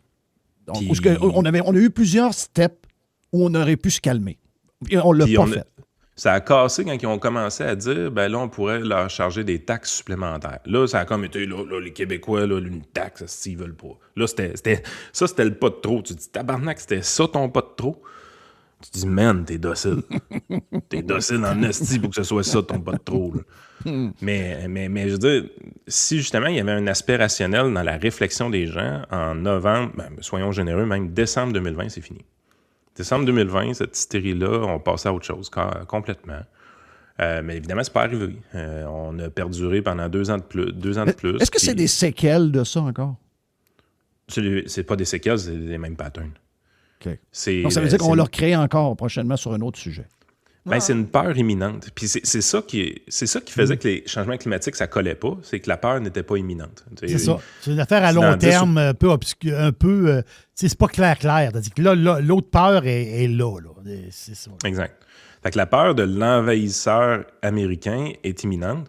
Moi, je pense que la seule raison pour Mark Carney de peut-être pas aller en élection, c'est de se dire, puis je pense que ce serait une raison quand même intelligente, là, c'est de se dire, est-ce que je suis réellement capable de déclencher une campagne électorale et de maintenir ce niveau de peur-là envers Trump pendant 35 jours sans que ça casse? Ça reste court 35 jours, mais en même temps, je veux dire, sincèrement, j'ai de la misère à croire qu'on peut tenir un discours d'envahissement des États-Unis militaires pendant 35 jours pour de vrai. Il y a quand même un risque à déclencher une élection là-dessus, parce qu'à un moment donné, il va falloir qu'il se fasse caler son bluff là, par quelqu'un. Mais en même temps, avec les médias crackpots qu'on a, moi, je pense que c'est possible de maintenir l'état d'hystérie pendant 35 jours, parce que c'est tout ce que tu as besoin. Maintiens l'hystérie pendant 35 jours, il gagne son pari, puis après ça, ils vont redevenir normal. Là. Un peu comme on a vu au municipal. On a vu... Écoute, Bruno Marchand, dans la dernière semaine de campagne, a présenté son cadre financier. C'était de la petite bouette. C'était botché as fuck, OK? Puis... 10 jours après l'élection, les journalistes sont arrivés et disent « Ouais, on a étudié le cadre financier, hein, c'était pas sérieux, hein? C'était pas sérieux. » Ouais, c'est ça. Plusieurs choses là-dedans qui sont irréalistes. OK, mais so what, man? Ça sert à quoi que tu le fasses 10 jours après l'élection? L'élection est gagnée. C'est même Bruno Marchand, il lit pas son cadre financier. Puis c'est dur de pas tomber dans la folie non plus de notre bord. Tu sais, je te disais tantôt avant qu'on commence. T'écoutes ça. Oh, comment ça que les journalistes se réveillent 10 jours après? C'est pas un hasard. C'est pas un hasard. Ils savaient avant. C'est pas un hasard. Okay? Ils refont leur virginité. Là. C'est ça. Oh oui, c'est ça. Regarde, on va le faire juste pour bien paraître. Mais le monde le plus wise comprenne que tu aurais pu le faire avant, puis tu avais tout ce qu'il faut pour le faire, puis tu l'as pas fait parce que tu voulais pas le faire. Trump et Carney. C'est une vraie histoire, ça. C'est dur à dire. Il y a une chose du côté de Carney que je suis sûr, OK? Toutes les mamots avec la Chine, je sais que c'est bon pour Brookfield. Fait que ça, je pense que c'est réel. Son désir de rapprocher avec la Chine, là, c'est extrêmement bon pour Brookfield, ces affaires. Pourquoi, hein? Ben écoute, Brookfield, c'est une entreprise qui est établie par toute sa planète de First of All. Parce que j'ai fouillé l'histoire des batteries là, que certains ont soulevées. Il n'y a pas de batterie de Brookfield dans aucun modèle chinois. C'est sûr, que s'il y a une fabrication, parce qu'eux autres, ils font des batteries pour Ford et GM, la division qui est Celio, je ne sais pas trop quoi, qui ont acheté. Là. Puis, c'est sûr que s'il y a un plan de bâtir des chars chinois au Canada, ce qui ne peut pas se faire tant que les États-Unis ne sont pas là, parce que le marché est trop petit, il y a peut-être une possibilité que ça arrive. Mais pour l'instant, il n'y en a pas, là. Pour l'histoire de la batterie. C'est une société de portefeuille. Là, je veux dire, il y a toutes sortes de types d'entreprises là-dedans, veux pas. Puis ils sont dans les énergies renouvelables, sont dans le transport énergétique, ainsi de suite. Fait que la Chine, présentement, qui est en train d'investir des sommes massives partout sur la planète pour établir son pôle d'influence de son côté, fait des investissements en Afrique, fait des investissements en Amérique du Sud, tout ça. Quand tu fouilles un peu du côté de Brookfield, ben ils jouent souvent sur les mêmes plays que la Chine à bien des endroits. Fait que tu peux être sous-contractant d'une entreprise chinoise de quelque chose, puis ainsi de suite. Il y a des affaires de très. C'est quoi le rôle de. Parce que lui, il s'est distancé de Brookfield. C'est quoi son rôle dans Brookfield? Il est actionnaire. Il est actionnaire. Il est plus sur le board, il s'est tassé une fois que... Oui, ça, il n'y a plus d'influence sur Brookfield, puis officiellement, ses actions de Brookfield sont dans une fiducie sans droit de regard. Fait que mais on parle de quoi? Il y a 3 il y a 20 il y a 40 c'était quand même pas mal. J'ai pas fouillé, OK? Fait que je peux pas te dire. Je pourrais te le dire plus tard. Mais demain matin, lui, il n'est plus PM, il retourne chez Brookfield. Ben oui. Définitivement. Mais c'est surtout qu'il n'est plus PM, il va reprendre sa fiducie sans droit de regard. Là, il va pouvoir reprendre les actifs à l'intérieur. Peut-être qu'il va se rendre compte qu'il n'y a plus d'actions de Brookfield dedans, parce que comme c'est une fiducie sans droit de regard, les gens qui gèrent la fiducie peuvent faire ce qu'ils veulent. Mais tu sais, c'est aussi lui qui a décidé des gens qui allaient gérer sa fiducie sans droit de regard. Fait que tu sais, si mettons, après un an... Tu sais, je veux dire, on l'a vécu avec Pierre-Carl Pellado. On a eu le même système d'éthique. Fait que quand Pierre-Carl Pellado a démissionné du Parti québécois puis est retourné dans son rôle de PDG chez Québécois puis TVA, quand il a déballé sa fiducie sans droit de regard, miracle, les actions sont encore là. Oui. Tu sais, Oui, c'est sûr. on n'est pas cave, là. OK, plus de Yann Sénéchal. Avec nous autres, Jerry, Mr. White et Jeffrey. Sur la version Prime, on a 1h15, je pense. 1h15. Ouais, 1h15. Donc, si vous voulez avoir la version full, allez vous inscrire. La première semaine, elle est gratis. Allez sur radiopirate.com. Dans la section abonnement, et vous allez pouvoir écouter tous vos podcasts sur vos applications préférées, dont entre autres Spotify. Pirater, c'est légal. Radiopirate.com. Radio Pirate. 100% 100% pirate. Jeff Fillion. Hey, l'aubergiste, c'est le week-end!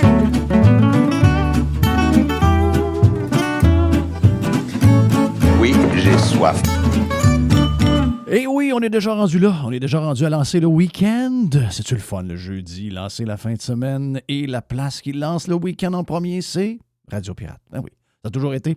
On est le seul au monde à faire ça. Et c'est grâce à l'aubergiste. Jerry, on parle de quel vin? On parle d'un vin aujourd'hui à base de Mencia. Oh!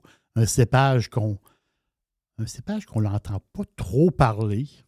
Très, très aimé, très connu en Espagne. Et quelque chose qui va être très, très bon. Mais juste avant, parce que c'est une question qui m'a été posée par les pirates, parce que souvent, on va voir, on achète une bouteille, des fois, il y a un sticker sur la bouteille. Un sticker avec des points, un pointage, 92 points, 88 points, 80... Mais ça, c'est tout un monde. Ça, c'est tout un monde. Parce que les critiques de vin, ces organisations-là, c'est énorme, là. Il y en a plusieurs qui... C'est très, très bien rodé. Et c'est des vraies organisations. Sont vraiment... Une des plus connues, mettons, Decanter. Decanter, c'est au-dessus de 650 000 visites en ligne sur leur site. Là. C'est énorme. Là. On voit que les critiques de vin, les nouveaux produits, ce qu'ils ont goûté. Après ça, il y a des statistiques. Ils vont donner... ça fait passionnant. Puis souvent, ils vont coter des vins. Tu as Meadows, qui est un peu moins connu, mais Meadows est spécialiste dans les vins de Bourgogne.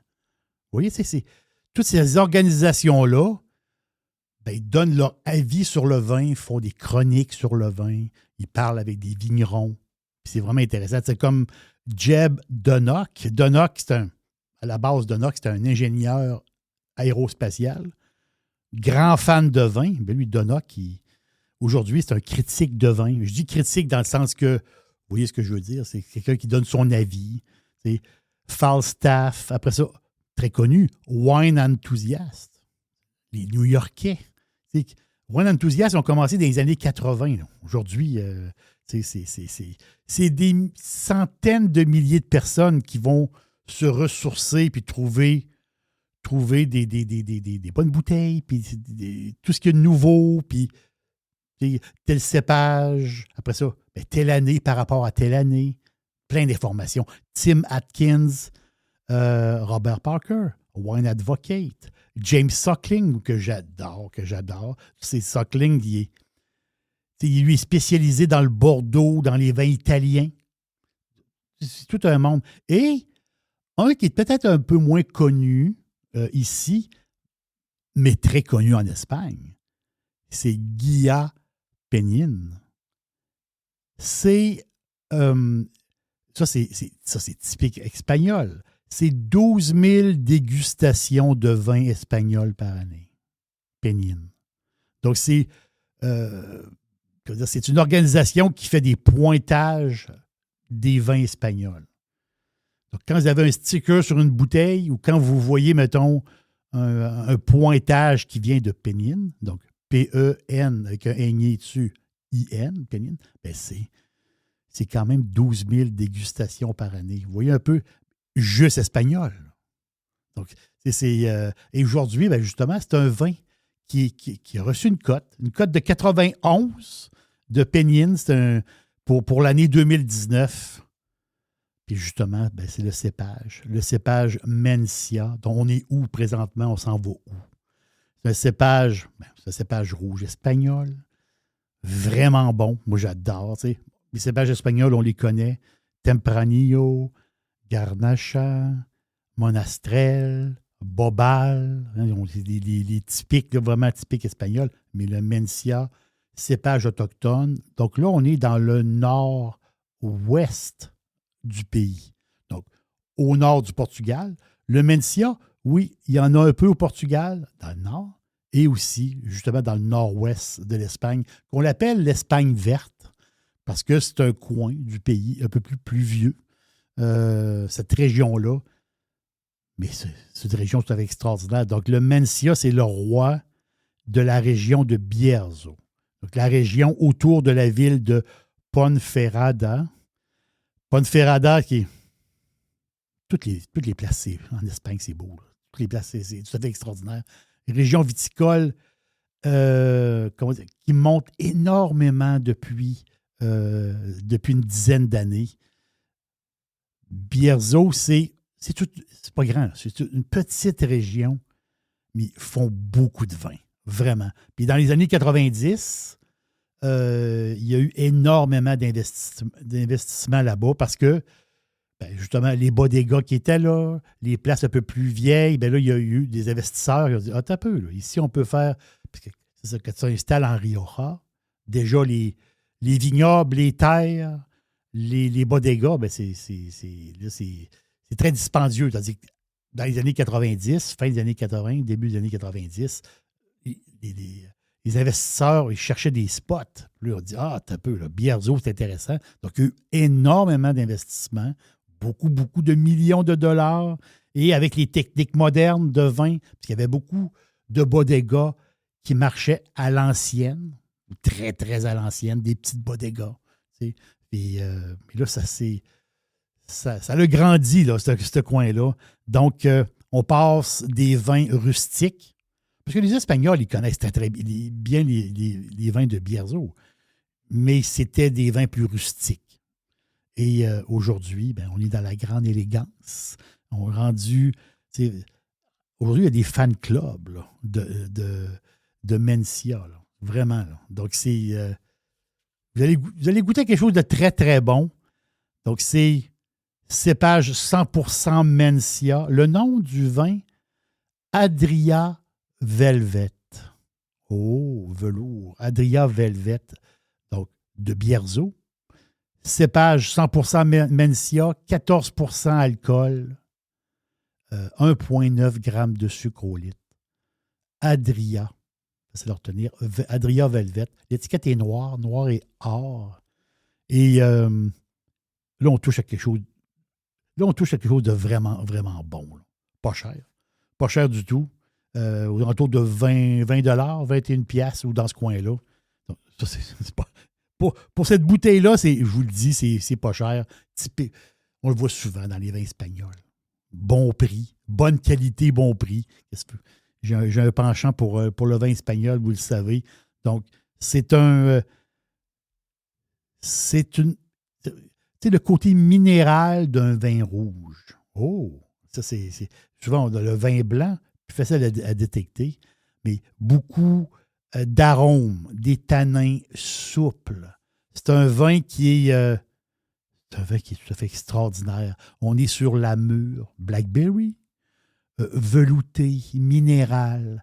Et au loin, on détecte un peu comme le mou de raisin. C'est le mou de raisin, un peu comme le côté, je pourrais dire, un peu balsamique. Mais très, très peu au loin. C'est fantastique. Et justement, cette bodega, la bodega Adria, qui est en affaires depuis quand même les années 40. Et là, c'est la 3e génération. Donc aujourd'hui, je crois que c'est les 2 sœurs. Ou c'est peut-être une cousine avec l'enfant, mais c'est deux femmes. Dans cinquantaine, peut-être début soixantaine. Donc c'est eux autres, c'est Margarita et Rocio. Donc eux autres, c'est eux qui continuent la business. Et ils ont des vignes. Ils ont des vieilles vignes. des vieilles vignes de 60 ans d'âge. Donc, le vin que je vous parle, le Adria Velvet, c'est de la vieille vigne de 60 ans. Donc, la vigne qui a mon âge. J'aime ça. Et 12 mois en fût de chêne français, neuf. Et après ça, foutre ça dans la bouteille. C'est de couleur grenat, un genre de violet foncé. Puis, qu'est-ce que tu veux? Le côté minéral du vin rouge. Puis ce qu'il faut faire, puis ça, c'est avec ce genre de vin-là, il faut faire un peu comme souvent les Espagnols le font. Ils vont prendre la bouteille. C'est vrai que il fait plus souvent chaud que froid là-bas. Ils vont prendre la bouteille puis ils vont la mettre, la bouteille, des fois 15 minutes au frigidaire. Ben, je pense que c'est ça qu'il faut faire. Parce que c'est quand même un degré d'alcool à 14 %. Mais le degré d'alcool ne va pas. Quand tu le bois, tu ne le sens pas. Mais quand même, il est là. Donc, qu'est-ce qu'il faut faire? Il faut mettre la bouteille au frigo. Juste avoir le vin, une petite affaire rafraîchie. Et là, vous allez goûter quelque chose de tout à fait extraordinaire. Vraiment, c'est vraiment bon. Et les quantités en succursale, tu sais, je pense que je suis allé voir avant-hier, il y avait 56 succursales. Donc, oui, il y a du stock. Il faut se promener un peu. Il faut aller voir sur le site de la SAQ. Donc, je suis allé voir en gros, vite, là, tu sais, les Pirates de Drummondville sur des forges. Là. Il y a... c'est 4 caisses. Après ça, Mont-Saint-Hilaire dans la région de Montréal, Repentigny, sur le boulevard Briand, il y a du stock. Donc, il y a des SAQ qui ont 3-4 caisses. Il y a des SAQ qui en ont un peu, donc 56 SAQ. Brossard, à Brossard, il y a les deux. Là. Au 10-30, ils ont du stock. Après ça, l'autre aussi sur, je ne sais pas c'est quoi la rue, l'autre rue à Brossard, mais il y a du stock aussi. Candiac, il y a du stock. Donc, à Québec aussi un peu. Donc, on peut le trouver assez facilement. Même, je pense qu'il y a à Port-Cartier, les pirates de Port-Cartier, il y a 12 quilles à Port-Cartier. Des fois, je reçois des messages de pirates disant « Ah, c'est plate, je ne l'ai pas. » C'est ça. La SEQ, c'est comme ça. Mais quand même, c'est un vin qui est assez connu. Les fans de vin espagnol le connaissent. Ceux qui sont plus ou moins, comment dire, j'achète un espagnol de temps en temps, ou peut-être que vous ne le connaissez pas. Quelqu'un qui achète beaucoup de vin espagnol le connaît, ça c'est sûr, parce que c'est du velvet. Ça se boit bien, ça a du goût, ça se boit bien. Il y a une certaine douceur là-dedans. Et, c'est-à-dire, c'est typique de cette région-là de l'Espagne, de cette belle région de l'Espagne, le nord-ouest de l'Espagne. Donc, je répète le nom, Adria Velvet Bierzo, 2019. Et justement, le 2019, je vous parlais de Pénine tout à l'heure, mais c'est 91 points Pénine. C'est pas rien. C'est quand même très, très bon pour une bouteille à 20,95 $. Je vous invite à goûter à ça. Vous allez adorer. C'est toujours la même chose. On achète une bouteille pour tout de suite. Puis l'autre bouteille, on peut la faire de dos un peu. On peut la coucher pour quelques années sans problème. Sans problème. Donc, Adria Velvet, vous allez adorer ça. Thank you, Jerry l'aubergiste. Merci pour lancer le week-end. C'est lui le maître, c'est lui le king. Lance le week-end officiellement. Bon jeudi. Oui, coupe de vin, une petite bière, un bon lunch, quelque chose pour lancer la fin de semaine. Regarde, enjoy les amis, enjoy. Hey, l'aubergiste, c'est le week-end.